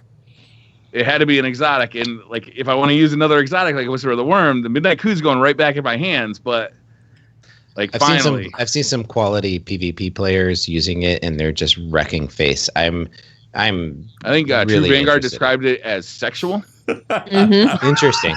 If TV saying it's sexual, then yes. God damn. I have not pulled it yet. The collar. I have. You haven't gotten it yet? No. Well, so I'm at the part of the quest where I have to go and collect the caches. The reason why I haven't got it yet is Tefty, I got a video on my channel. It tells you exactly what Thank you very much, Brian. I'll be checking that out. Got it. It's in the link. The reason why I haven't pulled it yet is because it's a light level drop. So I'm waiting. It is. I'm waiting for my kinetic to need a boost before I go. Yeah, see, that's the thing. For me, my kinetic was still 500, where the rest of my stuff was like 508. beautiful. So this was like, whew, That's a jump right there. perfect. Yeah, mine's it like was great. comparable right now. So I don't want to I don't want to waste the drop, even though I want the gun really bad because I've been. I think you can do the quest. This is for the Chaperone 2. Yep. And have the gun basically sitting at the vendor, either Banshee or what's her name? Amanda Holiday. Amanda. And you can basically watch their power level go up every time you walk over to them. Yeah. So you can have the quest finished and actually see their power level, what it would be when you grab it. Yeah, exactly. Yeah. And so because I knew that I wasn't going to pull it just yet, I haven't gone and finished it. But yeah, I'm very excited to use that because my goodness, like the Midnight Coup is just an incredible gun. It still is. Oh, it's fantastic. Even with random rolls on these different hand cannons, the Midnight Coup still is usually the gun to use. But the problem is though, is that what I'm not seeing out of any of the new Forsaken hand cannons specifically is the faster fire rate, the 150 RPM, right? I'm not seeing that Midnight Coup can kill a little bit faster than a Better Devils in the Crucible because it's got the faster fire rate. Yeah, 150 versus 140. It's a tenth of a second, but one guy's alive, one guy's dead in a tenth of a second, right? Mm-hmm. It's got Outlaw, which to me is one of my favorite perks in the game, and it's got Rampage, so it helps you get if I haven't seen is there 150 RPM hand cannon? I believe the Dreaming City hand cannon is 150. Yeah, I think so. Maybe that's the one. Maybe the raid one will be. Maybe the Iron Banner. Yeah, there's a lot of undiscovered loot still. The Better Devils, you can get. The vendor roll on Better Devils is phenomenal, right? It's like this maxed out range beast. Yeah, but it's 140. It's 140. Yeah. So, 3 perfect shots by 2 exactly the same skill players, Better Devil loses. Yeah. Can we talk about a new weapon to the game? Can we talk about what your guys' experience has been with bows? Bows are amazing. Those are really so good. They are How did good. they make them so good? It's everything. It's like when you pull it back and you get to the snap, you actually feel the snap when you're ready to let it go. The cursor shakes. The cursor shakes, showing the tension is there. It's all amazing. And it's about to drop. Yeah. That Vidoc, when they talked about how they went to there, they studied, everybody got a compound bow and they studied the process of it. It really shows because a lot of people have come to my stream and said, whoa, there's bows now? This looks amazing. I need to buy this because you're using a bow and arrow right now in a space magic setting. And it feels incredible. And it's so good in PvP as well. It feels great in PvP and in PvE. It doesn't matter where you are. There is that Bungie special sauce of aim assist is on those bows. Mm-hmm. Oh, you guys notice that? It's a lot. They're handing you the kill. It doesn't feel like it's ridiculous, but it feels like it just feels right. It feels it feels good. On controller, you can hip fire those things really well. On controller, Briar, it feels like you're just general direction stuff. You're just you can hip fire those things. You can fire them from in the air and feel very accurate with them in the air, which feels cool because you're in the air doing what's up? That feels cool. It does. Yeah. And then if you have a bow, then you're really worried about your secondary because you want to hit that headshot with the bow, and you want to immediately switch to that follow-up weapon. So you want to make sure you have something with really fast handling and quick draw and all that stuff to get that follow-up headshot or follow-up body shot with a hand cannon. So kill, can we right? talk? Can we talk about Briar? We've got what kind of archetypes have you seen? I've seen an exotic one that shoots 3. We saw that at the reveal, right at the summit. We played that before. That's been out there. There's Trinity Ghoul. There's anything crazy that you guys have seen or heard about? There's some really neat ones. There's explosive ones. Yeah, as an explosive arrow is pretty common. Quick draw. I don't. The hipfire one is really neat. I have one with hipfire that just makes running through mobs and doing patrols in PvE just super easy. Yeah, I know that there's an exotic for hunters that enhance your bow play as well. You can infinitely draw it, so it never gets released. Oh wow. Yeah. That's the armor perks, man, are game changers. Oh my god. Yeah. You gotta look at your armor before you delete that. You gotta stuff. look at it in depth too. You're like, you okay, really it's got God, this I've had. What do you guys mean? So what do you mean many... by that? Because like I'm still in that leveling grind, Watts. So I don't know what you guys mean. So go for Watts. Every armor will drop with not just resilience and mobility and all that stuff. You have that to consider, but then it will also have 2 other perks. It can have something like increased accuracy with hand cannons, and then increased accuracy with snipers, and then there'll be that you get more ammo for picking up sniper rifle ammo, or you're more likely to get heavy ammo when you kill an enemy. So there's so many different perks that you can get. Some of them are really cool. Like I have one that has, you get more super energy on a shotgun kill, so you can just run around and shotgun everything and get a bunch of super energy. So you want to make sure that you're like, okay, I'm running a shotgun. Let me get my shotgun gloves and my shotgun chest. I'm running a sniper. Let me switch that up. You want to have multiple pieces of armor that complement what you are using. Builds are back. It's weird how that's what's awesome. They're back. They're so back. They're back even better than they were too. Yep. Well, there's weaknesses though, isn't there? Like you can't they have random drops, random rolls on the perks, but not on the mobility and the. Correct. I did hear something about that. I haven't actually paid attention if that is not re-rolled. So if you want to maximize your mobility, your recovery, and your resilience, you have to mix and match armor to do that. You can't do like one set of armor. Like let's say you really like the Dreaming City armor, you can't just get rolls that have like max recovery if that's what you're into. One thing we can do now that we couldn't do before was we can put the mods for like increased mobility anywhere, whereas before we were kind of limited to certain pieces of armor. So if there was a piece of armor that you really, really liked and you wanted some more mobility, you could put the mods anywhere.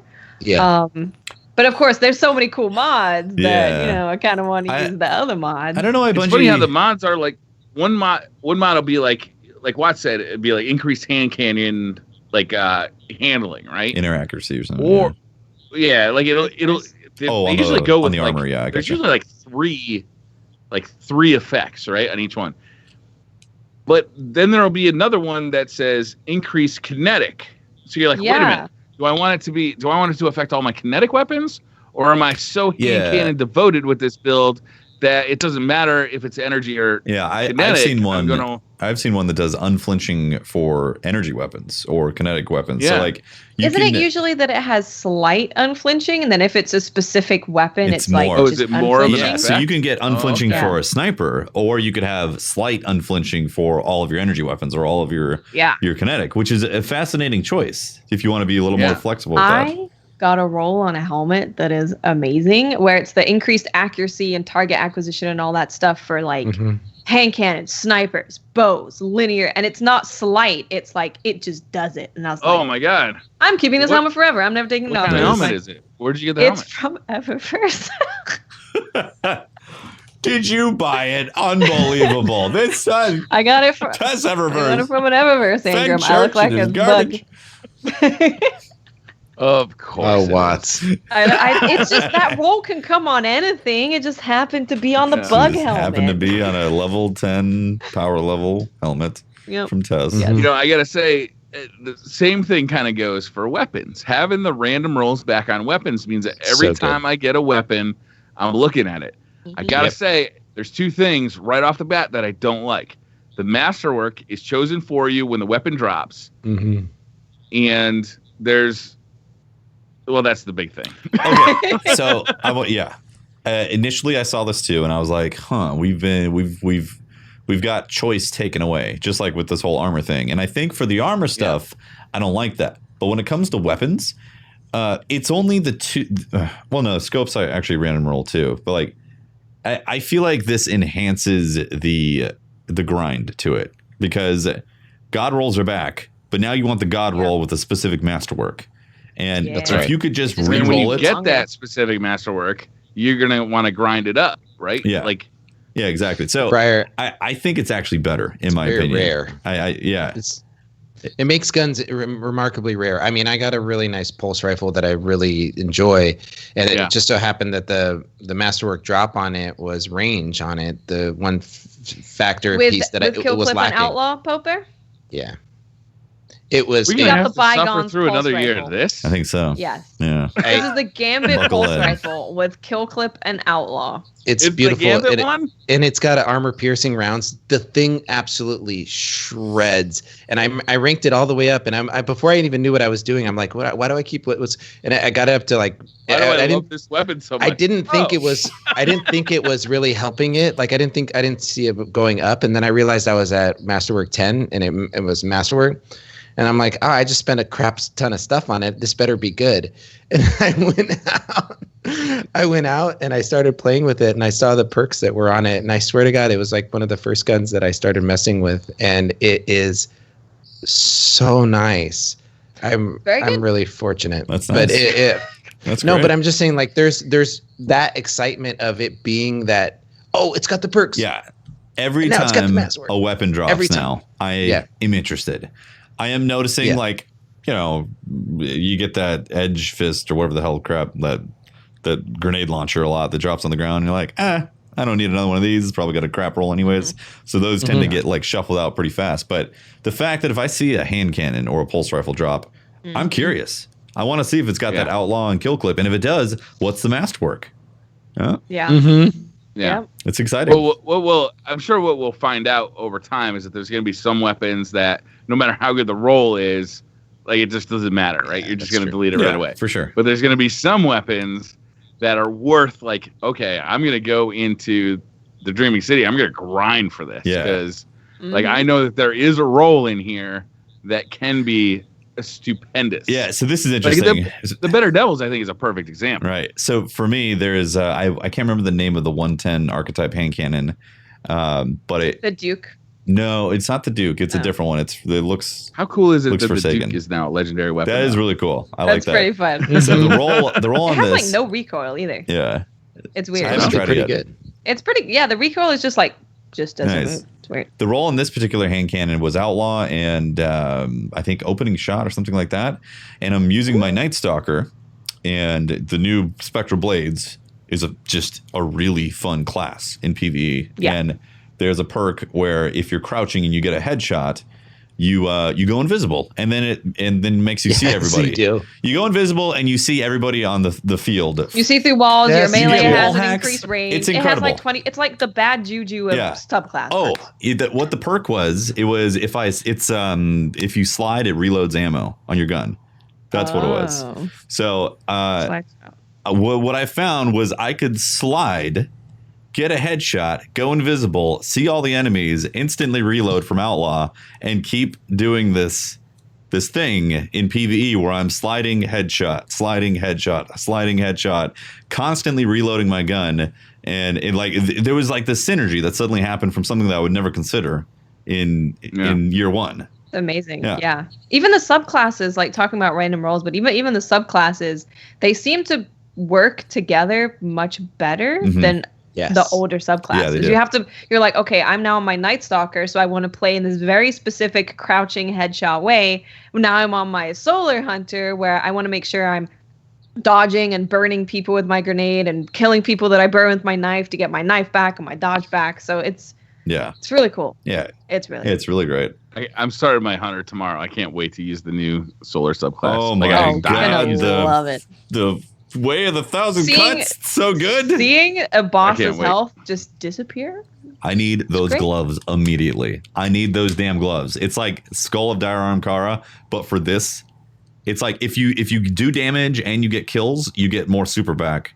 I don't know how strong it is. I don't know if it's of that level where if you like kill a bunch of ads, you immediately get your super back. But that thing is so satisfying, both in PvE and in PvP. I got like a triple kill and almost a quad. I think it was a quad. I'd have to look at it from just things that I wouldn't expect.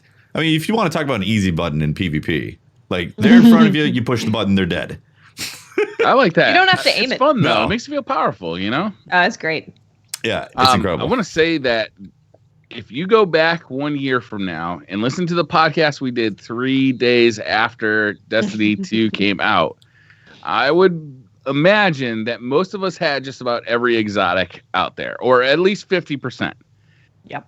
The exotic economy they pulled back hard on it. Like even the mod economy, you're not getting many mods. Oh, very little. Yeah. I think I bought 2 from Banshee. I don't know how many I've gotten other than that. You basically right now, I Maybe feel like the one or main two. source is if you get a legendary that has one that you don't like, and then you scrap it. I feel like that's the main source outside of Banshee to get those mods at the moment. Yeah, which I like. I mean, I think that's feels cool. like exotics are exotic both in how they perform, but also in how rare they are. Yeah. Yeah. It's great. I thought that Bungie actually hit like a pretty good note with, okay, exotics are for everybody, but masterwork exotics are going to be for this ultra elite. But they seem to pull back on how exotics are for everybody. Like exotics seem to be rare. Well, it might be that like year 1 stuff is relatively easy for people to acquire. And there might be like tiers like that where it's like, the year 1 type of stuff, you easily get it from flashpoints and all that. Because I got a prospector and I feel like I got something else I can't remember, but like it was year 1 stuff that I got from exotics at the moment. I didn't get any new exotics, so I feel like. How did they drop specifically? I think one was a flashpoint, one was another powerful engram. A powerful engram. Yeah, really? Powerful engram had a chance for it to drop for me. Yeah. So, and they were light level gains. So I was like, oh, prospector, that's garbage. Well, it's not garbage. It's actually good now, but like. It's not my go-to, but it was a light level game. Still infusing it into something else. Yeah, it's infusion material at this point, Speaking of infusion, do we want to talk about the economy real quick? Yeah. Because infusing, so if you infuse you want to infuse your shotgun that's really high level into the sniper that you really like, that's going to cost you legendary shards, glimmer, masterwork cores, and a material from a planet.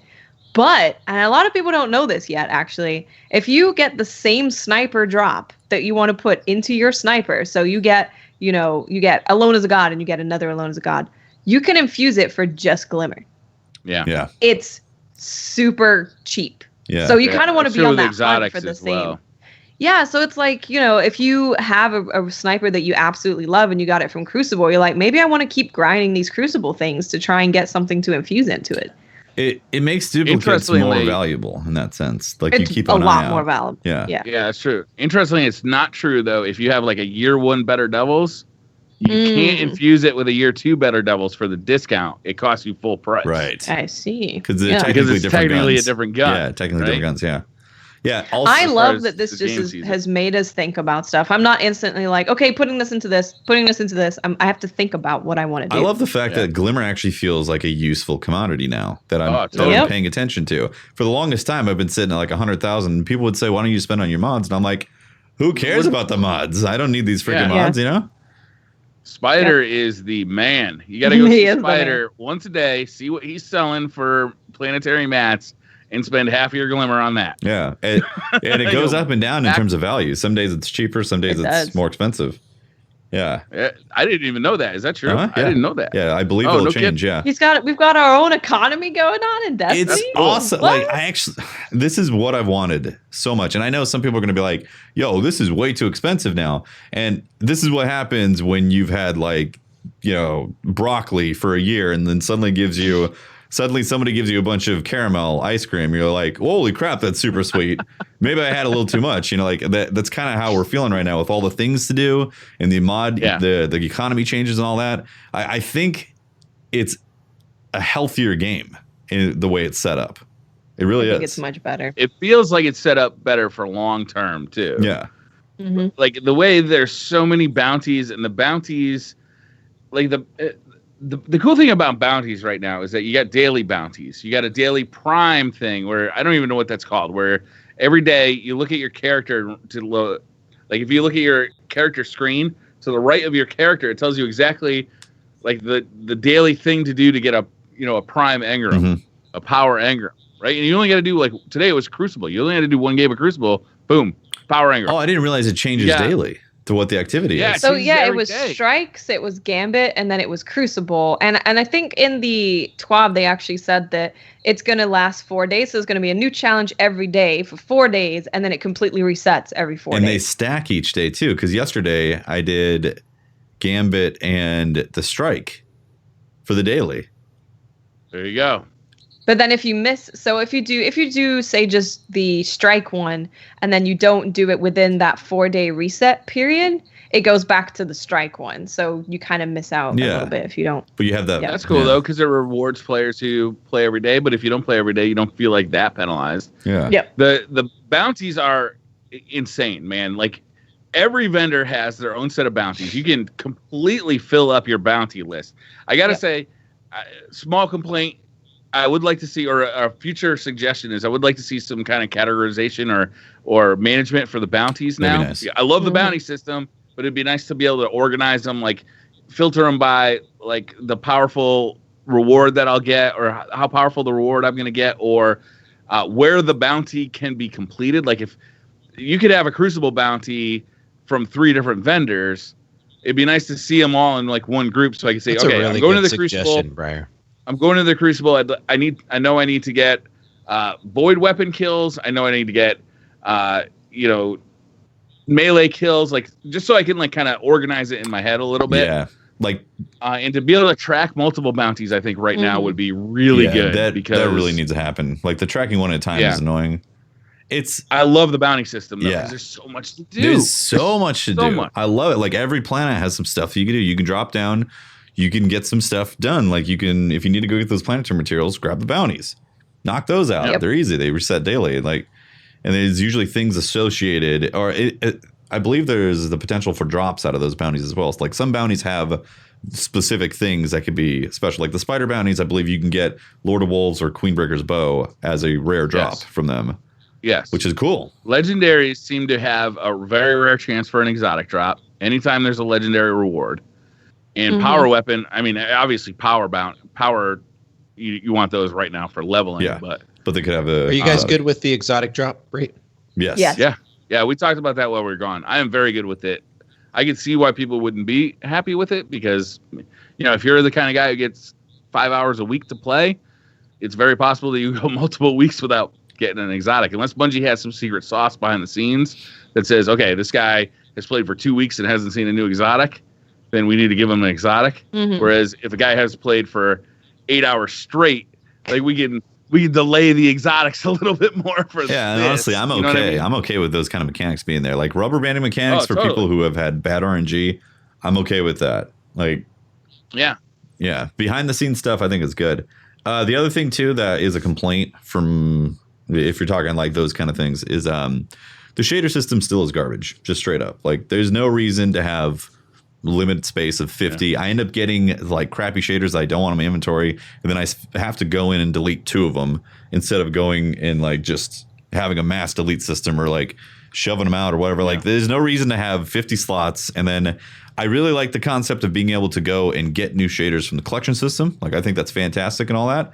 But it also comes down to the fact that why not just have it on one screen where my shaders are, so I can. Well, my shader inventory is constantly full. It's constantly full. It's always full. Exactly. It is. Right?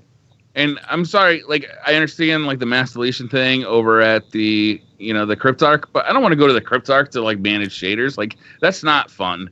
Like, that's not something I want to spend time doing. So I end up like moving them to the vault and then forgetting about it. Yeah, and the ones that are like 1, 2, 3, or 4 don't even show up right there, and you have to physically go in and hold delete on those to get rid of them. Yep. So the management for shaders is still garbage.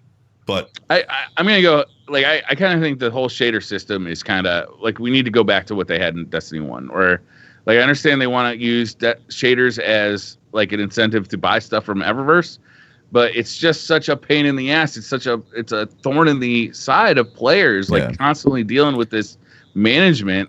Like, the Destiny 1 system was better. Like, let's just you find a shader, you collect it, you can apply it however you want. I don't know if it was necessarily better because you can only hold 9 at a time. Like, this way you can have technically 50 different shaders as you want. But the fact is, why even have 50 slots? Just give us the entire list of shaders. Make it like show numbers of what we have. Make it like the emotes, where you go in, Exactly. you select, you have your whole list of emotes, you can select whatever you want, and you just apply it. You don't have to have 50 of the same type of emote and you use it once and it's gone. Yeah. Right? Like, let's make shaders like this. We should be able to sort it by legendary, by rare, by green, sort it by how many you have. And then the ones that you don't have, but you have in your collection should be right below it. And you should be able to buy them right there. So you could just have them. And then the ones that you haven't discovered yet should be at the very bottom of the list. So you could see, oh, here's some shaders I've never seen yet. Right. You could hover over them, and they'll give you maybe a location or an activity that you could do to gain. Yeah, it. that's what, like the kiosk. Yeah, that's what the shader kiosk did for us. Exactly. Yeah. Yeah. Yeah. But shaders are still a problem. Like if that's if that's one of my main complaints I could think of about Forsaken so far, like this expansion is really good. Just straight up. Yeah, we're ending the podcast early. Just for that reason. So because it's so good. We can go play. Bye guys. We don't want your Twitter questions poisoning our brains. Seriously. Peace out. Like, bye who guys. cares how I shit on the toilet? Nobody cares. Nobody.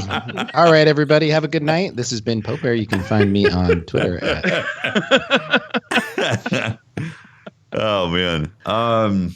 Yeah. So I do want to say that we are very much so in the honeymoon phase, and totally the honeymoon phase right now is stellar. Things are glowing. Like I said, the shader thing is annoying. You know, maybe not being able to sort bounties is annoying, but holy crap, Destiny feels back right now. And totally. I don't know how long it's going to last, honestly. We need to get to the end game. We need to see how like the raid feels and what kind of secrets and what we're ultimately chasing once we're like at close to max light level. But it's such a good feeling. I mean, if the Dreaming City is going to keep evolving and we get to see secrets happening over, a month, 2 months, then it's going to be stuff for us to figure out. And that's super exciting. Exactly. That is exciting. And then we're going to have, in December, we have the next part coming out.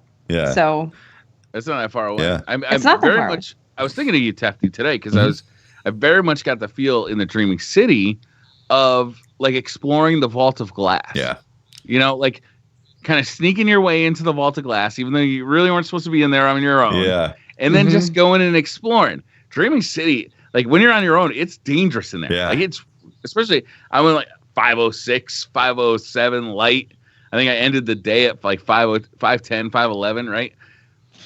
It's dangerous. It is, yeah. You get your ass kicked. But it's fun, man, because there's so many secrets. It feels like around every corner, you're like, this is something. I don't know what it is yet, but this is something. Yeah, it really is. Have you guys done the Ascendant challenge? I didn't do that one yet. No, I've done tier 2. No, I don't think I did. I think I tried it, but I failed. Man, that's the one with where the hive keeps spawning and they got like a orb above them. Yeah, there's the portal that you can go through in the Lost Sector. Oh no, I did that. Yeah, you did that one. Yeah, that was cool. You drank the juice, went in the Lost Sector. I drank the juice. Yeah, we checked it out. Drank the juice, went through the hole, got real dark and spooky. Chased by dark blades. Got a bad trip. Woke up with a hell of a hangover. About when you go in there is how vast it is inside. Huge. It's crazy. I've not done that. I need to do that. You will love that experience of going into the Ascendant realm. Is just so cool. That's awesome. Right? You know what? I didn't know what that stuff was, like that juice that you drink. So I drank it like on my own just to try it out, and kind of forgot that I drank it. And then I happened to see Triple Wreck in the same game doing a public event, and we're kind of like bouncing around, and I'm seeing chests everywhere. There are chests. I mean, like every rock had a chest sitting on top of it. Really? Like, that common. And then there was this one chest that had these 3 lights around it where, there's a secret to unlock that chest, right? And I see Triple Wreck disappear. I'm not in his fire team or anything. We just happen to randomly be on in the same instance. And he comes back. He's got like an orb and he slams it in and the thing just disappears. It doesn't like open up or anything. It just disappears. So we're like, you broke it. What'd you do? Like there was too long, man. The chest went away. I don't know. The Dreaming City is a really cool place to be hanging out right now. It's like super fun. It's a Destiny paradise, man. It's the art production, the atmosphere, the visuals, like just it's so well done. I'm really impressed. We didn't even talk about the blind well. Yeah. Let me tell you, I'm very blind in there. I'm very blind. Have you guys done a tier 3 yet? I have only done tier 2. Same. So I did. Okay. So today we went to the blind well, and it was just me with 2 other people, and then we found some people in there, and we were like, I started messaging them because they were solo. So I was like, is it okay if people just join you? So then people who were watching my stream started joining them. So we got this huge team, and I got a tier 3 to drop, and I'm like, I'm just gonna put it in because I can buy another from Petra. Oh, you dropped a tier 3? Most of the people with me couldn't damage the back. Yeah. Yeah. So everyone was just like, it was basically revive simulator, but it was a blast. That's so cool. Yeah, I could damage them. I think I was at 515. Yeah, I but think you have to be a lot of 5'11" people or I was higher, with, right? a lot of people I was with couldn't do any damage to them. Yeah. Yeah, I farmed It's tier great. 2 for a bit because we got a 9-man in there, which was awesome. It was great fun. And I got a Seed of Light to drop out of the tier 2. So I was able to get my second subclass going from there. Yep. Yeah, I got one too today. I was excited. Yeah. Yeah, I got mine. Yeah, so in fact, we haven't talked about subclasses yet, but yeah, Blind Well is awesome. I'm very happy about that space. Again, another testament to like the art team at Bungie. It's like Destiny Narnia. Like it's incredible. It's gorgeous. Yeah, it's like gorgeous. Rivendell. It's like there's so much influence, but it feels like a completely new place too. Uh-huh. It's really cool.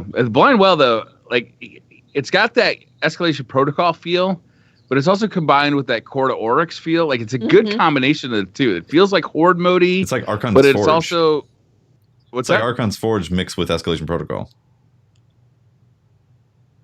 Yeah, totally.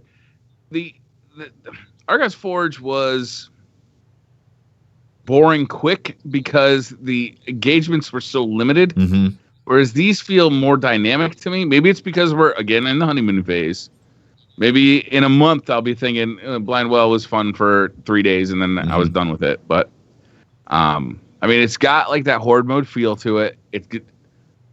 I will say Petra gives bounties for it, and it's very rewarding to spend time in the Blind Well. Make sure you have empty slots in your inventory for the bounties, because one of hers are bugged and will disappear, and you won't be able to reacquire it if you don't have an empty slot. Is that the Oracle one? It's the one where you got to do like get 40 points in the Blind Well. Like you got to do like 20 clears of the Blind Well or whatever like that. Okay. Yeah. And it's worth a power engram. Don't want and to then it also helps you get another power engram when you get 3 weekly. Okay. So make sure you have empty slots when you go see Petra. Yeah, it's good stuff. Subclass. There's so many secrets, man. Yeah, there is, and it's wonderful. I can't believe it. I'm in there and I'm just like, I know there's so much around me that I don't understand. Yeah. Yeah, it's so cool. Well, I can't wait until I'm light level enough that I can like explore without just like dying instantly to like some random witch that shows up. Yeah. Do we know how many tiers there are also? So there's something that Petra sells that's above tier 3, and it's like all mysterious and crap. I don't know what that means. It's great. It seems like it's to do with the well, though. I've heard there's 5 tiers, but maybe there's more. I don't know. Yeah. Maybe it goes up to 7 tiers or something like that. And we know that the Dreaming City is going to change as time goes on, as people complete the raid. Yeah. Did you guys see the raid flag thing? Yes, the banners. Yeah. We talked about that. So good. We talked about it so many times on the podcast. They finally put it in. They're consumables. Yes. Raid banners. So you can buy these things with either legendary shards or with Glimmer. You got like 2 choices, and it's basically like one of those flags that you see posted at the beginning of a public event, where you go, you press F or you press whatever button in front of the flag, and it gives you full super, full ammo, heavy everything. Thank God. So your fire team is in the raid. They're gonna reset. Do we want to do an ammo run, or does somebody want to just drop one of these goddamn banners? Let's drop a banner. And you get your super, which is so good. And your super. So good. Oh, man, I was so happy to see those things. So happy. Yeah. Yeah, that's great. So supers. Speaking of supers, what all? Subclass. So They're pretty super. they are freaking super. So far I've used Spectral Blades. Love it. Yeah. I've used the knives. The Spectral Blades, hold on. Let's talk about these like one at a time. Okay, yeah. Spectral Blades, I've heard a love-hate relationship with. All right. People, it reminds them of the Blade Dancer from Destiny 1. Yes. But it also gives them a lot of stopping short. Like you're trying to like, catch up to somebody or something with your super, but it's not as fluid as you want it to be. It's not as quick as you want it to be, and you end up getting stopped short. So what I've found is that it's extremely fast, but the range isn't quite there as what Blade Dancer was. Blade Dancer had very strong targeting. This one, I feel like the targeting isn't as strong, but the ability to chain hits, like you can melee, one hit melee like 8 enemies within like a second. It's so quick. Yeah. You just be Really? like, It's super yeah, fast. it's insanely fast, but they have to be close to you. So I found in PvP that like I got short stopped, but I didn't play a lot of PvP with it. So it might have just been the connection to that particular game, because you can whiff anything in freaking PvP. Yeah, I mean it might be. Yeah. So it might have been that. It might have been spamming in PvP is not good. You have to be very specific about it. I don't know. But in terms of PvE, when there is a clump of enemies next to you, they will die so quick. Like just. Especially as your R2 is a giant AoE as well. Yeah, R2 is a giant AoE, which is nice. Is yeah, it makes you go invisible as well. And makes like you a invisible. smash kind of thing. No, it's an uppercut type of thing. Okay. Yeah, you do like a sword swipe uppercut, and then you go invisible as a backflip. Oh, wait, and it does an AoE damage? It's like a cone like this. It's Yeah. And you go invisible. Yeah. You go invisible, and That it seems pretty and it good. procs the whatever the name of the threat detection thing, where like you see enemies. Your wall hacks it. It makes wall hacks. You go happen. invisible. You do AoE. You see through walls. Yeah. It's a lot of stuff. It's a That is really good. fun subclass. Like I was enjoying the hell out of it. Again, the when you crouch and get a headshot with any weapon, shotgun, sniper, hand cannon, whatever, you go invisible, and it's a long invisibility. It's not like short. It's like you're invisible for a while as long as you don't shoot, and you get wall hacks every single time you get a headshot. How long do the wall hacks last? Sorry, precision kill, not headshot. The like 8 seconds. Wow. It's a long time. Seriously. Yeah. Precision That's a kills. game changer I need to like make sure that's it's not just headshots. It's precision kills with that. But like I said, the hand cannon that I was using, I was sliding, getting a headshot, and like going invisible and seeing where all the enemies are at. So that's a skill, though, right? You have to be mid slide and get a headshot, or you got to be crouching. No, and get my a headshot? slide counted as a crouch. Okay, so somebody could theoretically be crouching in a corner, get a headshot with a shotgun, and then have wall hacks. Yes. Mm-hmm. Interesting. And go invisible. So they know exactly when the next motherfucker is running around that corner. Precisely. Yes. Wow. Yeah. I don't know if I dig that. It's fun. Just let it happen. I'm sure it's fun for the people who are using it, but man. It's a very specific way that you have to play. Oh yeah, and it's refreshable too. It doesn't you don't have to wait for it to cool down and then reproc it. You can keep on reprocking it, which is nice. Yeah. All right. Yeah. It might be broken in PvP. I don't know. Like I said, I got short stopped when I was using PvP, but it might have been the connections. I don't know. It doesn't seem like the super is what we care about that subclass in PvP. Yeah, for PvP, that seems completely ancillary to the subject. Yeah. Oh, also, you get like a melee buff type of thing when you. That's super interesting because you get the headshot, right? The precision kill, and then it gives you increased melee range, and then when you hit enemies with that, it weakens them. Yeah. So it's like a subclass hunter melting point. Yeah. Kind of. This whole subclass is based off of getting that initial melee or that initial headshot. Basically, yeah. I mean, like it's at its best when you're crouching and you get a headshot. You go invisible. You see true sight. That's what it's called. Somebody said it in chat. And then you get a melee buff. So like when you melee apparently a boss, then it's like a hunter melting point. Hunter melting point. Yeah.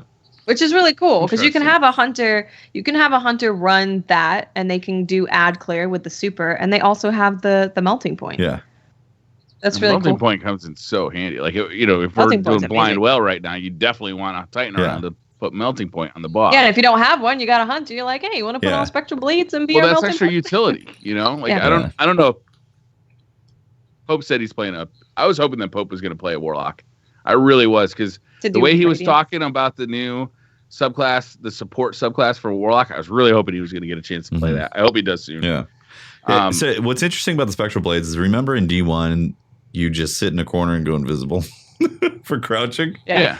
They obviously realized that that's a little too easy to just crouch and go invisible. So now you got to proc it with a headshot. Yeah, you have to get it, which I think is a really great balancing move to be like, you crouch and get a headshot, you get invisibility.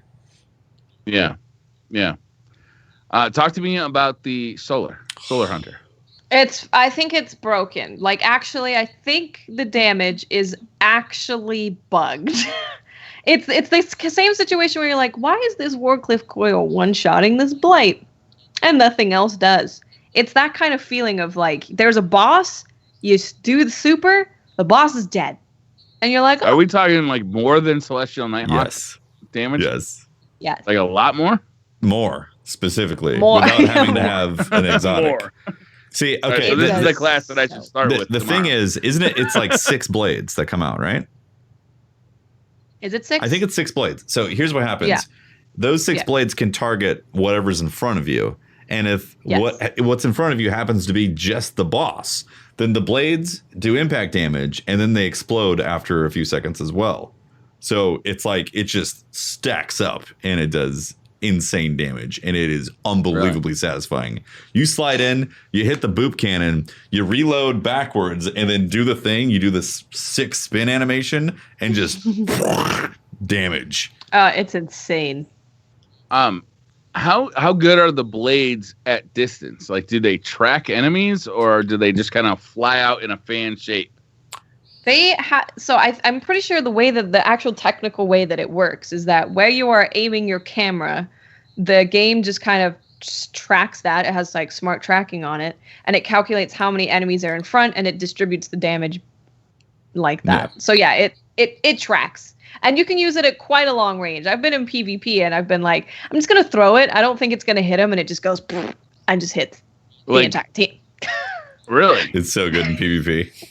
Holy shit. It's my favorite. It's like Nova Bomb right, without having to aim it. I don't know, man. That Spectral Blade sounded really overpowered They're too. both amazing, Barry. That's what I'm saying. Like they're really fun. And well, I got that whatever spark of light thing. There you go. Maybe I'll save that. I won't use it on my Titan. I'll use it on my Hunter. Oh man, the Titan though. All right, so yeah, these blades, man, I freaking love them, and I really hope that the damage is not bugged because hunters need this type of thing. They do. They need this. They really do. Yeah, and it's so agreed. like it's got so much utility because again, if you want to do single target damage, you get close to that enemy and you unleash those blades, and you do just a crap ton of damage.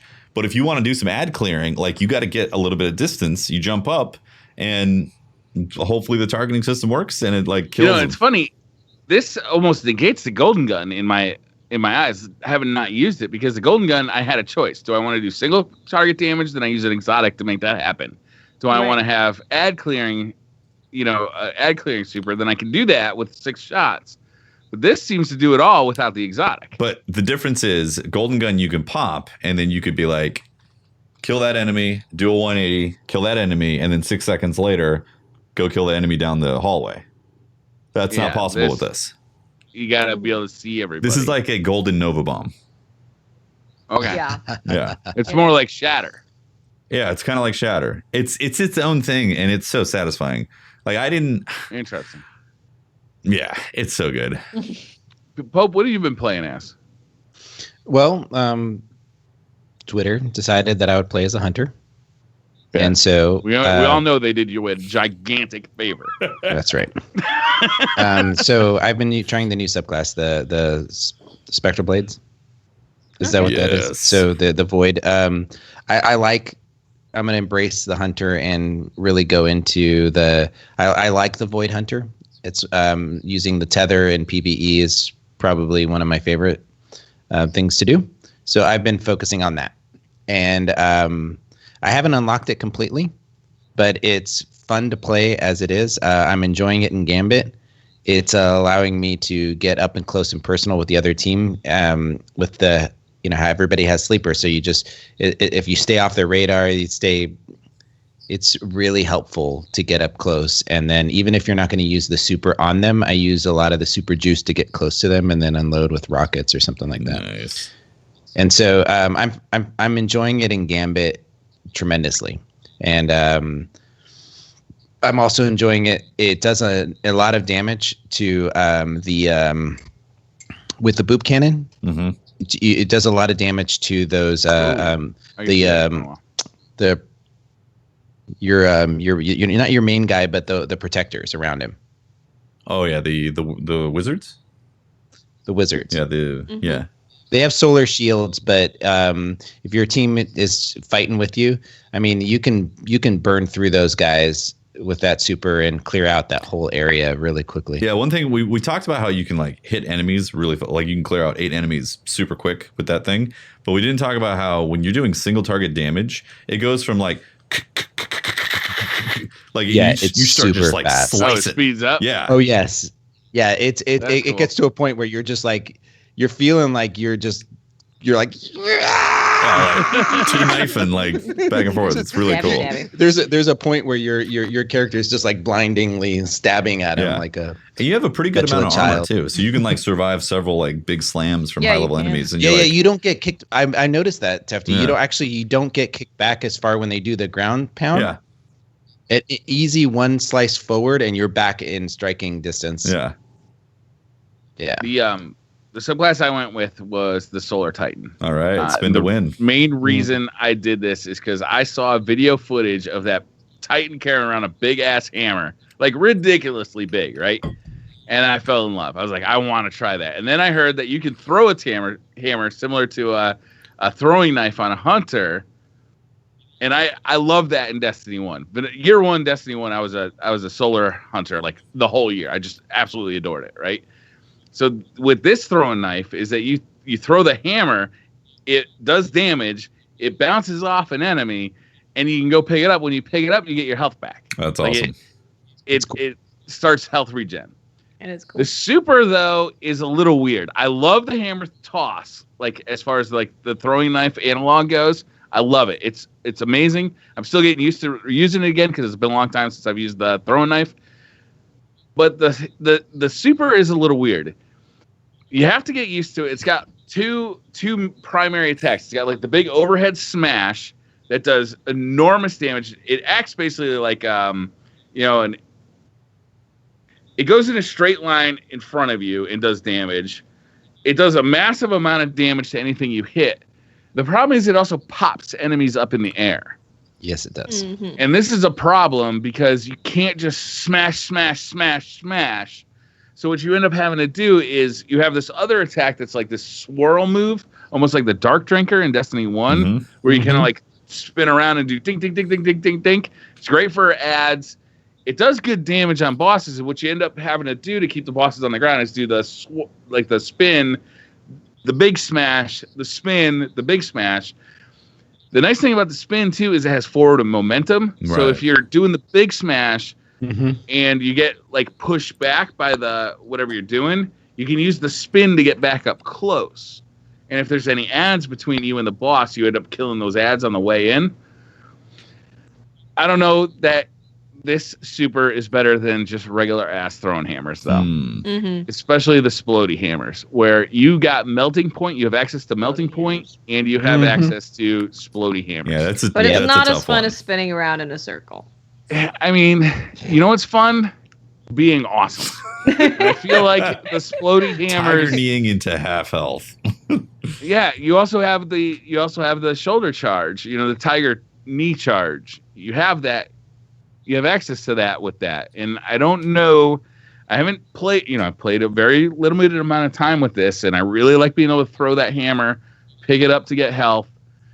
If you don't get to it by the time that it explodes, you have a limited amount of time to get to it. You have to wait for it to refill. I'm not in love with this subclass, I'll be honest with you. Interesting. There may be utility to it that I'm not seeing yet. Maybe there'll be a technique to using that super. Yeah, I've heard other it's people. Okay. I was watching a bunch of streams of people that were using it today, and they were kind of saying the same thing, Briar, that it wasn't as satisfying. And there might be a piece of armor that comes out. Could help it, yeah. Maybe you can use it to knock the raid boss off the edge. Well, if the boss didn't jump up in the air, like it literally bounces like a boss up into the air, so you can't damage him for like. It feels like a long time when you're in your super because your super's like going away. Yeah. So the fact that he's up in the air and you're on the ground, what you can try to do is jump up in the air and use your spin move to do damage to him while he's in the air. But I mean, it's really unsatisfying the way he pops up in the air. Like I don't know if you guys have done that spider bounty, the one that gives you the power engram. No, I haven't done it yet. You did that to him. He kept popping up, and you failed. No, I mean you're not gonna fail that because it's not like a Nightfall where you get kicked out to orbit or anything. Uh-huh. It's a tough ass mission, especially when you're like it's 540 light. Yeah, it's a tough ass one. mission. And the mechanics, I don't want to ruin the mechanics for anybody who hasn't played it yet, but that super was unsatisfying in that That's too bad, huh? I haven't tried that one. I really had high hopes for it. I just started leveling up my Titan, and I was thinking about going hammers, but then I heard about Death from Above being able to refill with insurmountable skull fort. Yeah. And good God, that is so fun. There's a lot of really good PvP new supers. And what I was really like aiming toward was a really good raid super. Yeah. And I figured I'd start on my Titan, have good damage with the hammer, and good defense by going defender. And right now, I'm just like, I can't wait to start playing my hunter. I can't wait. Maybe the defender or the the defender looks really cool. Actually, I was playing. So today when I was doing the well, we had someone with the new defender, and they stand there exactly like Vault of Glass doing damage to Atheon. And it pops up that you have weapons of light when you're shooting through the super. Yeah. So you get this shield that's doing making sure you don't take damage, and then you're also doing more damage. It's cool. It was really, really good for supporting the team. I might pop my well of light for us to have that available to us in the raid. Okay. Yeah. But I'm not real that's not my power fantasy of playing video games. Holding right? My power fantasy of playing video games. Yeah, it's tossing the fucking knives and doing the fucking blade dances and not like standing there.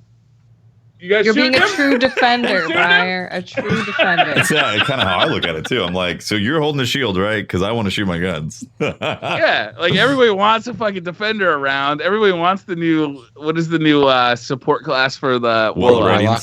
Well of Radiance. Everybody wants that motherfucker around, but nobody wants to be him. Well, no, that's the funny thing is, like, you guys, I really enjoy those classes. And that's why I was saying while you were gone, Pope, I was like, I wish you had done the Warlock. I wish you hadn't done that stupid Twitter thing. I wish you had done the Warlock because you were so excited about having a real support class. Yeah, man. Yeah, I'm gonna do it. I'm gonna do the Warlock. I said I would play the campaign through the first time with my Hunter, and then my next thing I'm switching over to the Warlock. I really want to be there to be able to. I mean, it's such a satisfying feeling because I've been doing a lot of Gambit solo, and it is an extreme. I ran into a crew just randomly. All of us were randoms on it. I ran into a crew where one person had a void bow with Orpheus rig and a boop cannon. Another person had the Warlock that was on your team or against you? On our team. Nice. On my team, randomly. And then I was the void invis attacker, right? And we just randomly came together as like this synergistic team, and we were about to DPS the boss, right? The Warlock drops his freaking thing down, the tether goes out, the boop happens, and all of a sudden the boss is like, whoa, gone, you know? And I'm like, woo! That's how I always felt about the Solar Class Titan, is that you had this synergy with the rest of your team. You had a melting point. So you go in there, you put the knee to that dude's face, and your whole team starts doing extra damage, and then you back off, you pop your hammers, and because the guy invariably has like pushed you away. You're now flying at 60 miles an hour behind you. As you do that, you pop your super and you're just tossing hammers as you fly backward. Like it was this power fantasy that was beautiful. Feeling. Yeah. This new Solar Titan, I don't know. Maybe I'm just not using it right. Maybe it takes some time to get used to it, but I'm not feeling Remember the Vidocs. Yeah. Dave Samuels? Dink. Our guy. Right? Speaking of Dave Samuels. He's got an emote. He's got an emote. Oh, nice. Wait, hold on. Before we move on, like I want to talk a little bit more about Thunder Crash because I started using that today. And for neutral PvE game, I am absolutely loving this version of the Titan. It is insanely fun, but I'm using Insurmountable Skull for it. So I don't know if I'm ever going to be able to take off the skull for it, honestly. You basically got an infinite. You have to get a kill with Death from Above. You have to get a kill. If you don't get a kill, it wastes the charge. Okay? Now, here's the other thing. Does this take the same place as a shoulder charge in that skill tree? It does. Okay, so you no longer have access to You can't do charge. it on the ground. You have to be floating up. So like if you're sprinting and you're on the ground, it's not really gonna do it. You have to like jump up a little bit, and then you have Death from Above constantly. Titans though, main mode of transportation when I'm a Titan is kind of like floating about 3 feet off the ground. Yeah, exactly. And also you got to watch out by not just wasting it, because you'll waste it, then your charge is gone. All right, which is annoying.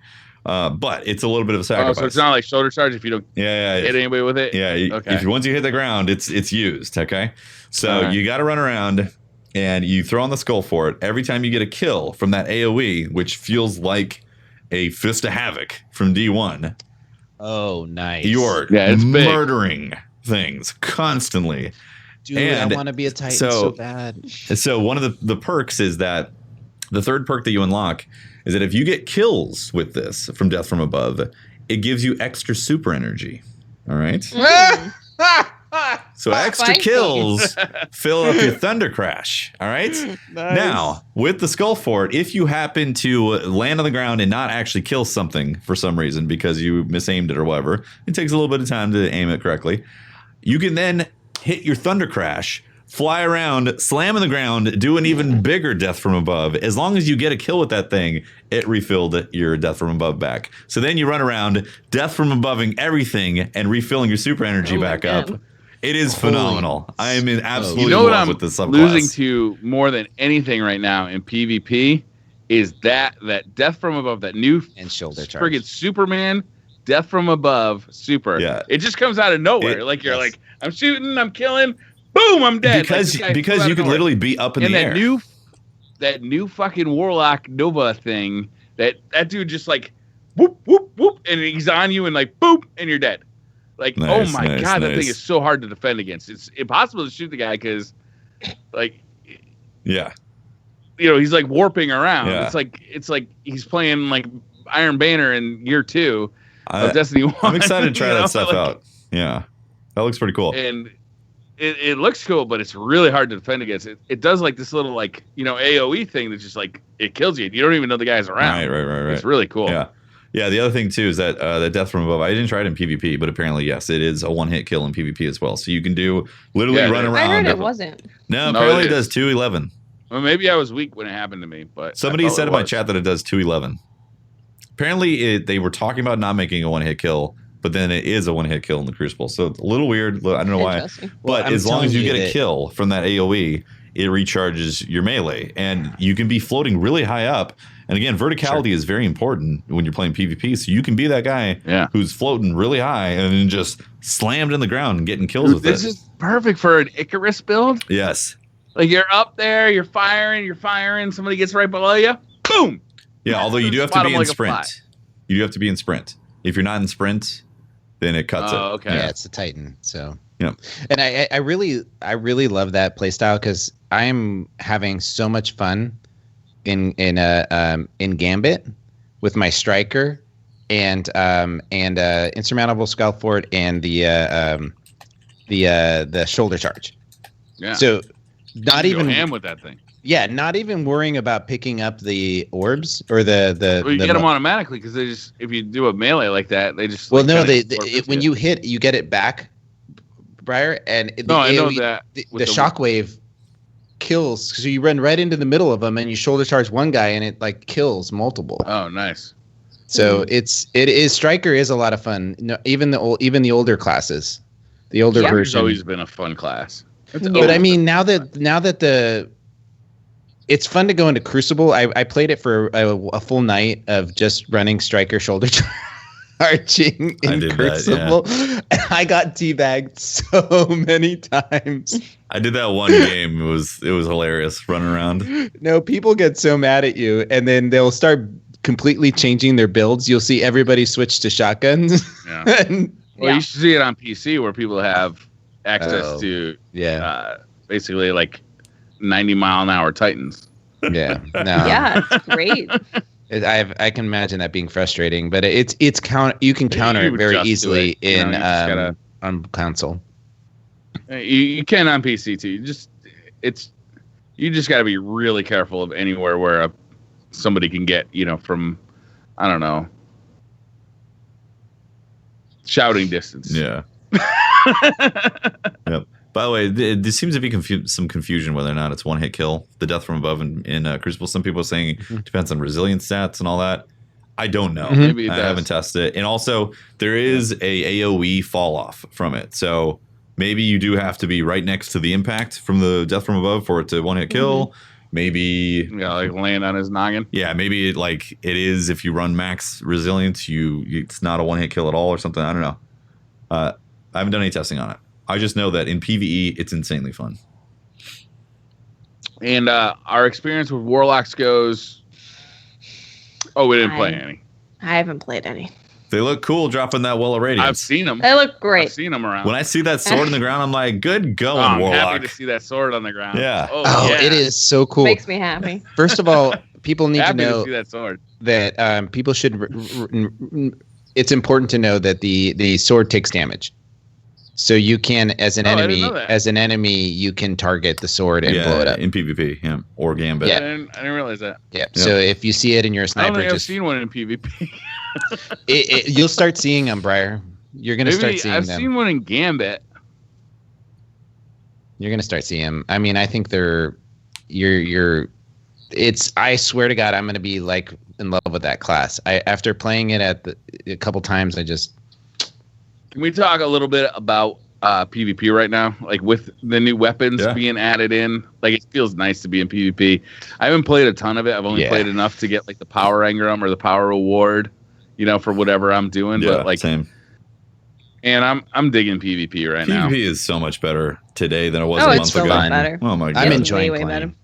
You're seeing a lot of new weapons, bows. You're seeing like some of the new legendary weapons. Occasionally, you'll see a new exotic, but not very often. The Ace of Spades is the one I see the most often. Chaperone every once in a while, but I see very rarely like an exotic. People are starting to figure out guns, and I love that I get killed by a gun, and I want to inspect that character. That person, and then look at their detail. Look at the detail of the gun. I just don't roll my eyes and go, "Oh, another vigilance wing or another this." I actually have to look at the gun stats to find out why it's cool. Right? Yeah, that's great. I mean, it feels like Destiny. Honestly, feels like D1. Yep. There's a bunch of variety in terms of how you're getting kills or dying, and there's new supers. The new supers are fun. Like this. It's a great time to be a Destiny player right now. Yes. You guys, so Watts, you said you got the Ace of Spades? Yep. And Tefty and Pope, you both didn't? Yeah, I'm holding off. What do you think about the step of the quest for killing 5 invaders? There's very few times I've been that angry, but I was pretty damn angry. Because, so this is the thing, right? This goes back to the sleeper thing, where you're looking for the guy, you want to just kill him with the hand cannon, and he just body shots you. And he can like hip fire body shot you when you're right in front of him. So you have to like really strafe to try and make sure he doesn't hit you. But yeah, it's killing an invader with pure hand cannon. Pure hand cannon. Is a little bit of a struggle. That is a rough thing when invaders are going to, like, if you're against a team who's coordinating, the thing they're going to be saying is, I've got a super, I'll head on over. I've got full sleeper simulant, I'll head over. Yeah. I've got Quartif coil, I'll head over. It's like, so you've got a hand cannon, and that guy's usually got overshield, so it's not like a 3-shot kill hand cannon either. It's usually like a 4 or 5-shot, right? Yeah, that's the thing. It's the overshield too. Yep. Yeah. It's not easy. I got real lucky. I had one game where I had a potato that kept invading my team, and I killed him 3 times. Yeah, like, I got real lucky, and it still took me like 2.5 hours because, like, you just don't get enough. Some of the levels. So your one cue that like you're looking at the invader is that they're bright red, right? Yeah. But there's like two of the levels are like covered in red shit.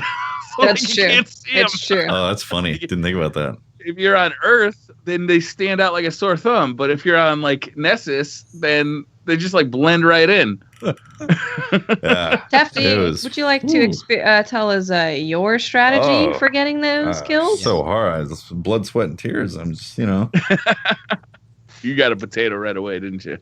Oh, it's worse, bro. Let's just say I was like, yo, is anybody queuing up against us? And get out of here. No, you didn't. There happened to be. Tefty, that's old. Shout out to Ice Cream and Brown Guy who happened to be on the opposite team.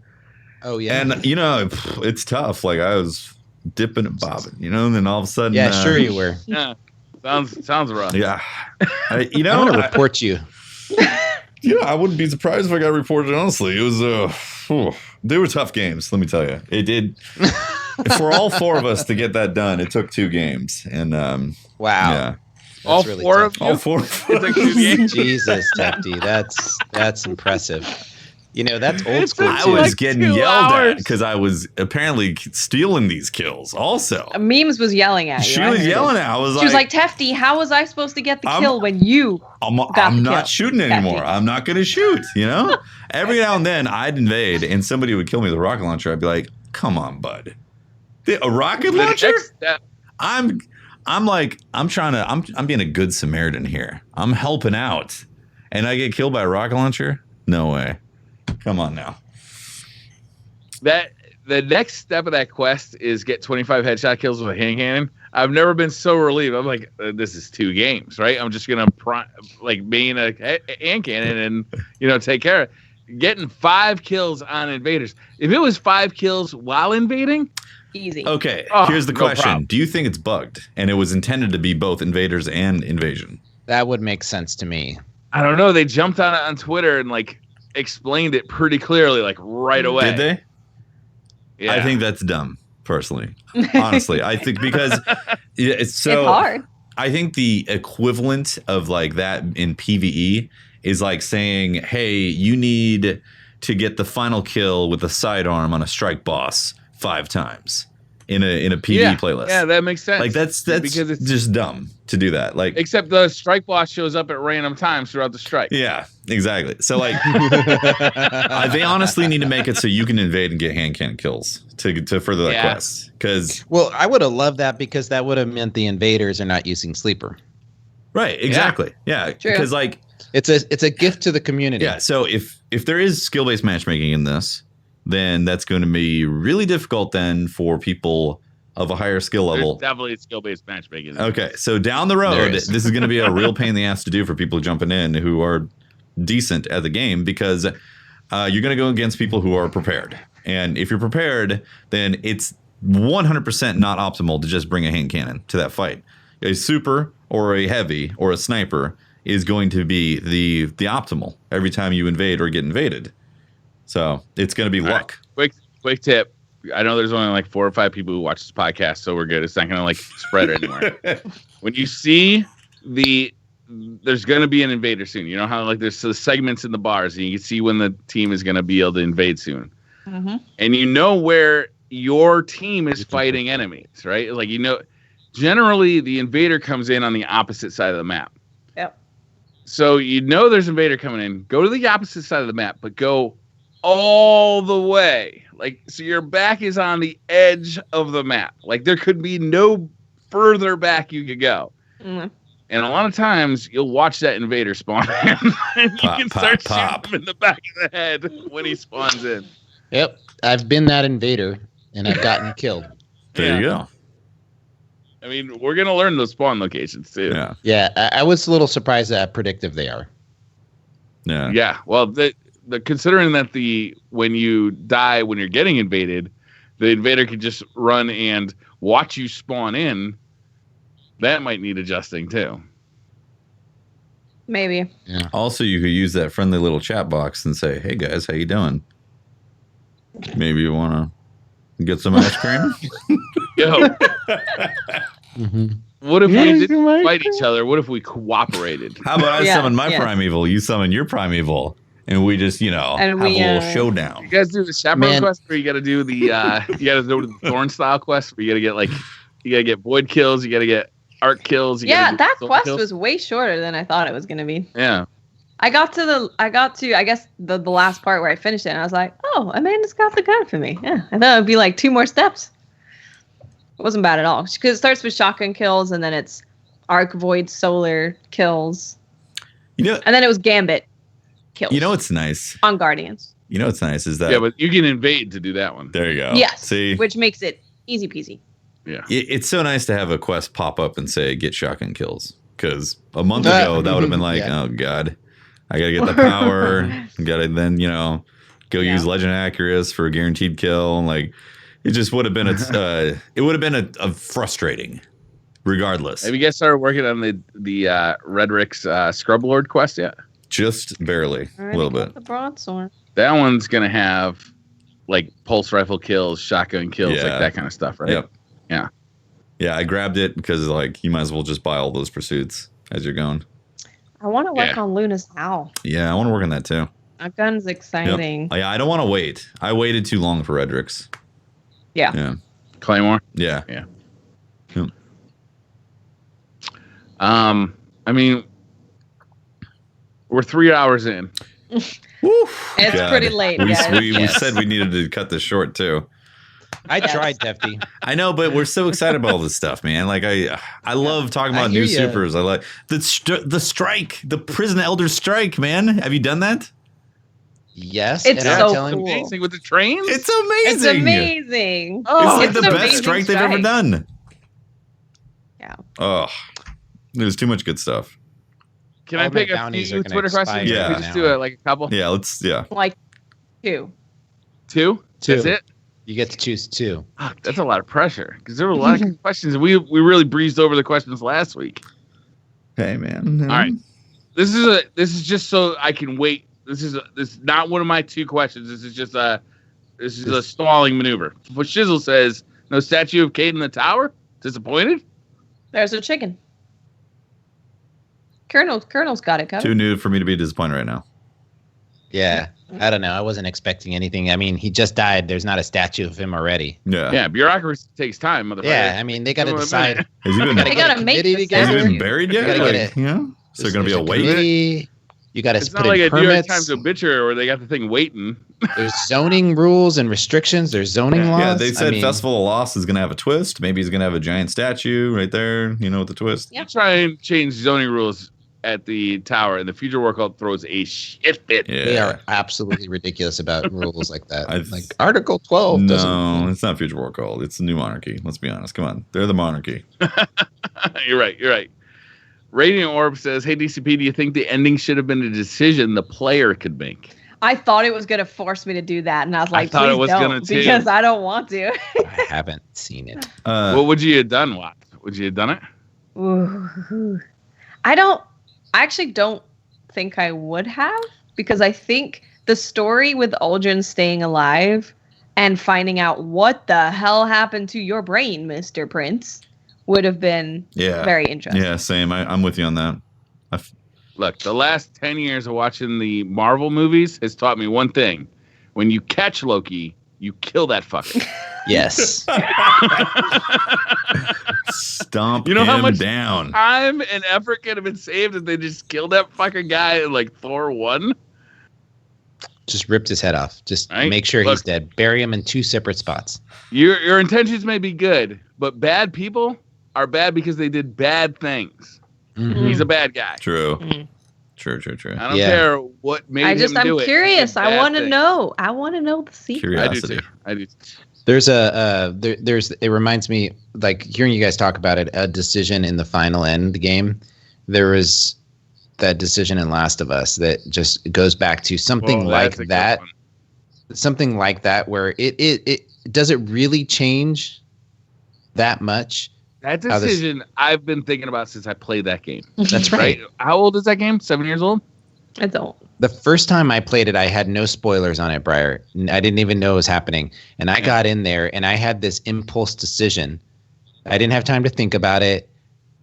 I'm curious as to think, what did you choose? Because I saved the girl. I did too. I couldn't bear to. And the choice is, spoiler alert for Last of Us 1. The choice like is a long time ago. save the girl or save the planet. That's right. The girl that you've spent, the last 16 hours playing as and with and trying to save, or killing her may have the cure for like the zombie virus. It's a tough decision. Not for me. I and the saved people her every who time. are saying that killing her will save the planet are not the most respectable of folk. Yeah. So you're not entirely sure if what they're saying is true. I end up saving Ellie. Yeah. Me too. Yeah. I mean, if you went with the other choice, you're probably like Dead Orbit or something. Yeah, you're Dead Orbit, and you're, the pharmaceutical CEO, all that stuff. Briar, did we even talk about the TWAB? No, we don't. No, we totally. There's a belt, world's first. You get an actual physical like championship belt. Go check There out it is. Bungie.net. That's the TWAB. That's it. All right, good, done.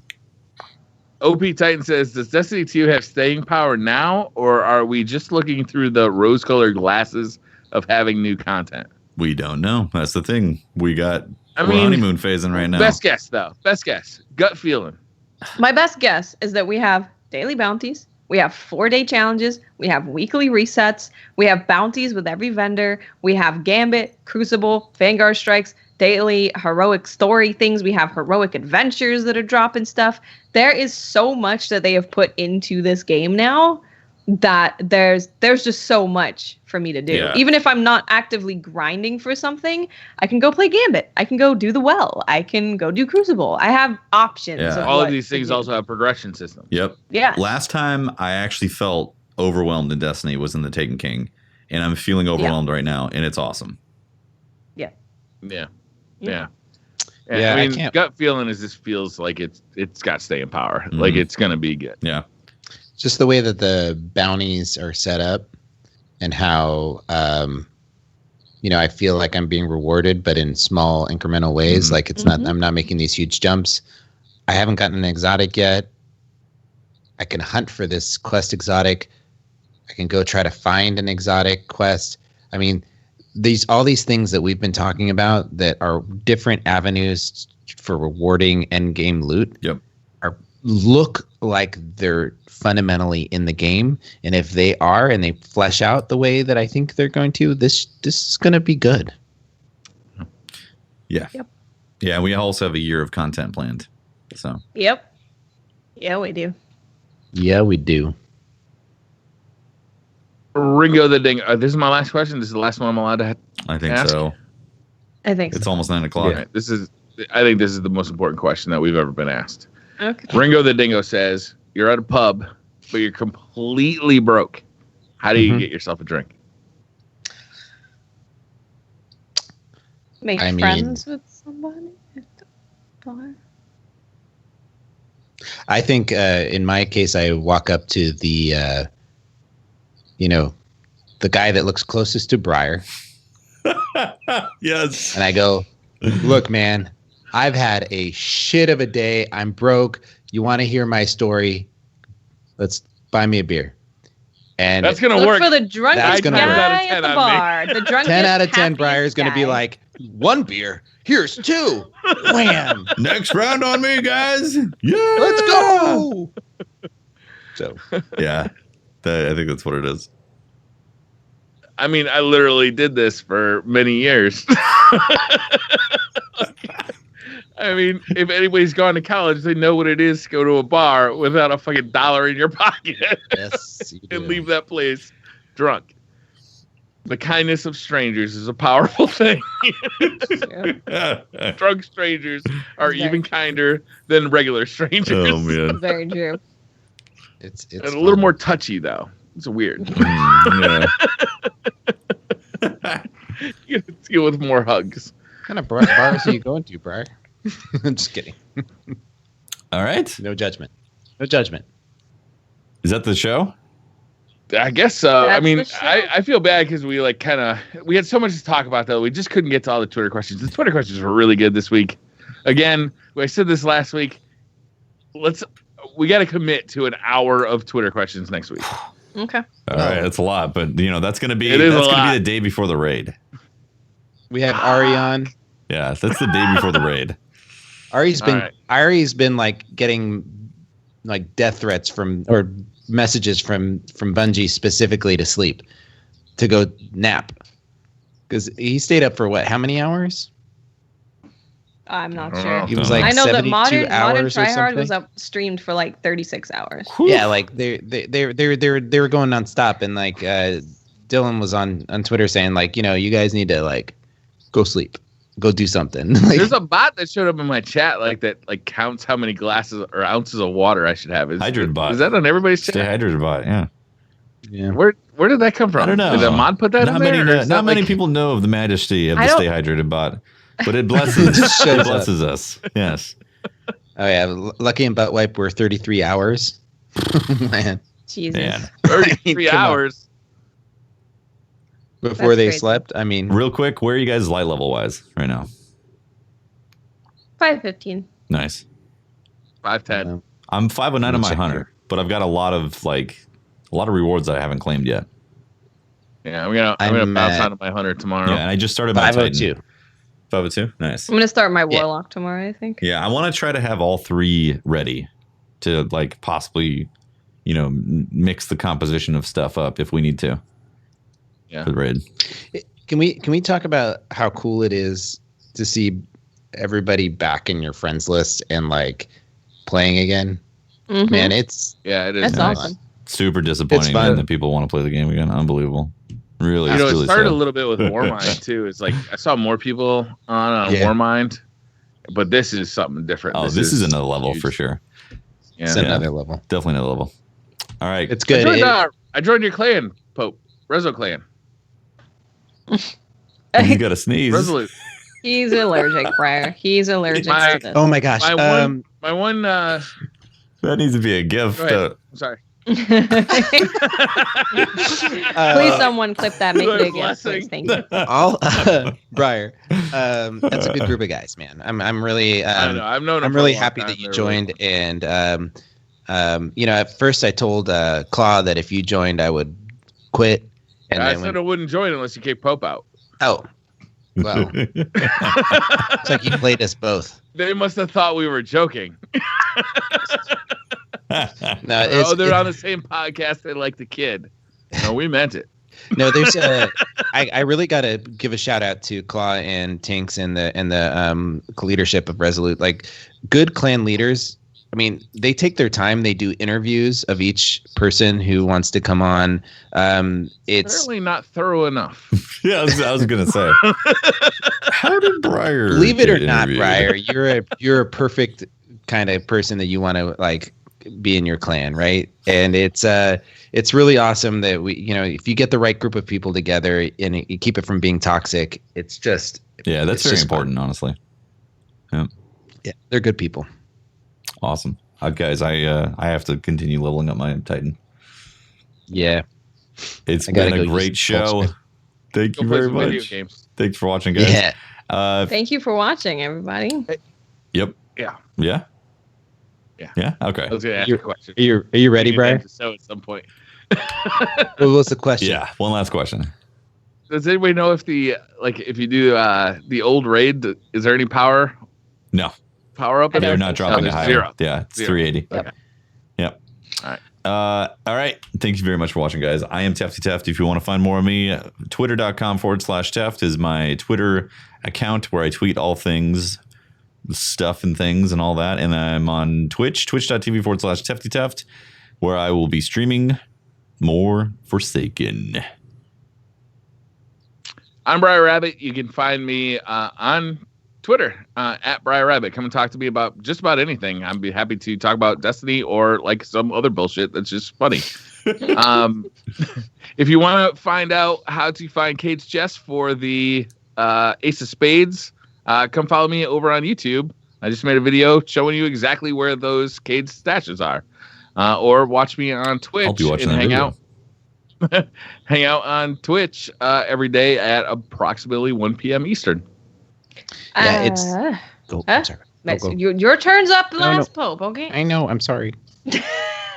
We have a system, Jesus. goddammit. The Pope. system, now it's all confused. Oh, no. I miss 5,000 watts. You can watch me streaming a lot. I might be yawning a lot, though. I'm very tired. I haven't been sleeping. You can watch the streaming on twitch.tv/miss5000 watts or talk to me on Twitter at miss5000 watts and expect some uploads to happen real soon on YouTube at miss5000 watts. Give us a sneak peek. And this has been... Of my video uploads? It's like when you do the emote that you get for getting the Cade stash thing, but without pulling the gun, there's just tumbleweeds permanently. Oh, nice. I like that. No, it just means it's empty. Okay. And this has been Pope Bear. You can find me on Twitter at Pope Bear, and make sure to follow the podcast at DCP_live. Were you streaming the other day on DCP channel? Yeah. Oh, that's nice to see. That was on, was it on release day? Yeah. Oh, yeah. Nice. Every once in a while, I jump on our channel and I stream. Stay on your toes. Never know. You never know what's going to happen. That's right, It's an incredibly fun thing for me to do. Turn on for DCPs, not just every Thursday. Turn those notifications on. You might actually catch a rare example of me streaming. I had a lot of fun. I can't believe how much fun I had. I haven't taken a day off of work for myself, just purely for myself, in a really long time. So it was a lot of fun. Cool. You guys make sure to follow our account on Instagram, and it's at DestinyCompod there. We got a lot of stuff going on. Next week we got Triple Wreck on. The week after the raid, we have Datto on. And then we're gonna go into having. Can you tell us how we fucked up? How we weren't able to complete it on the first day? Yeah, that's gonna be great.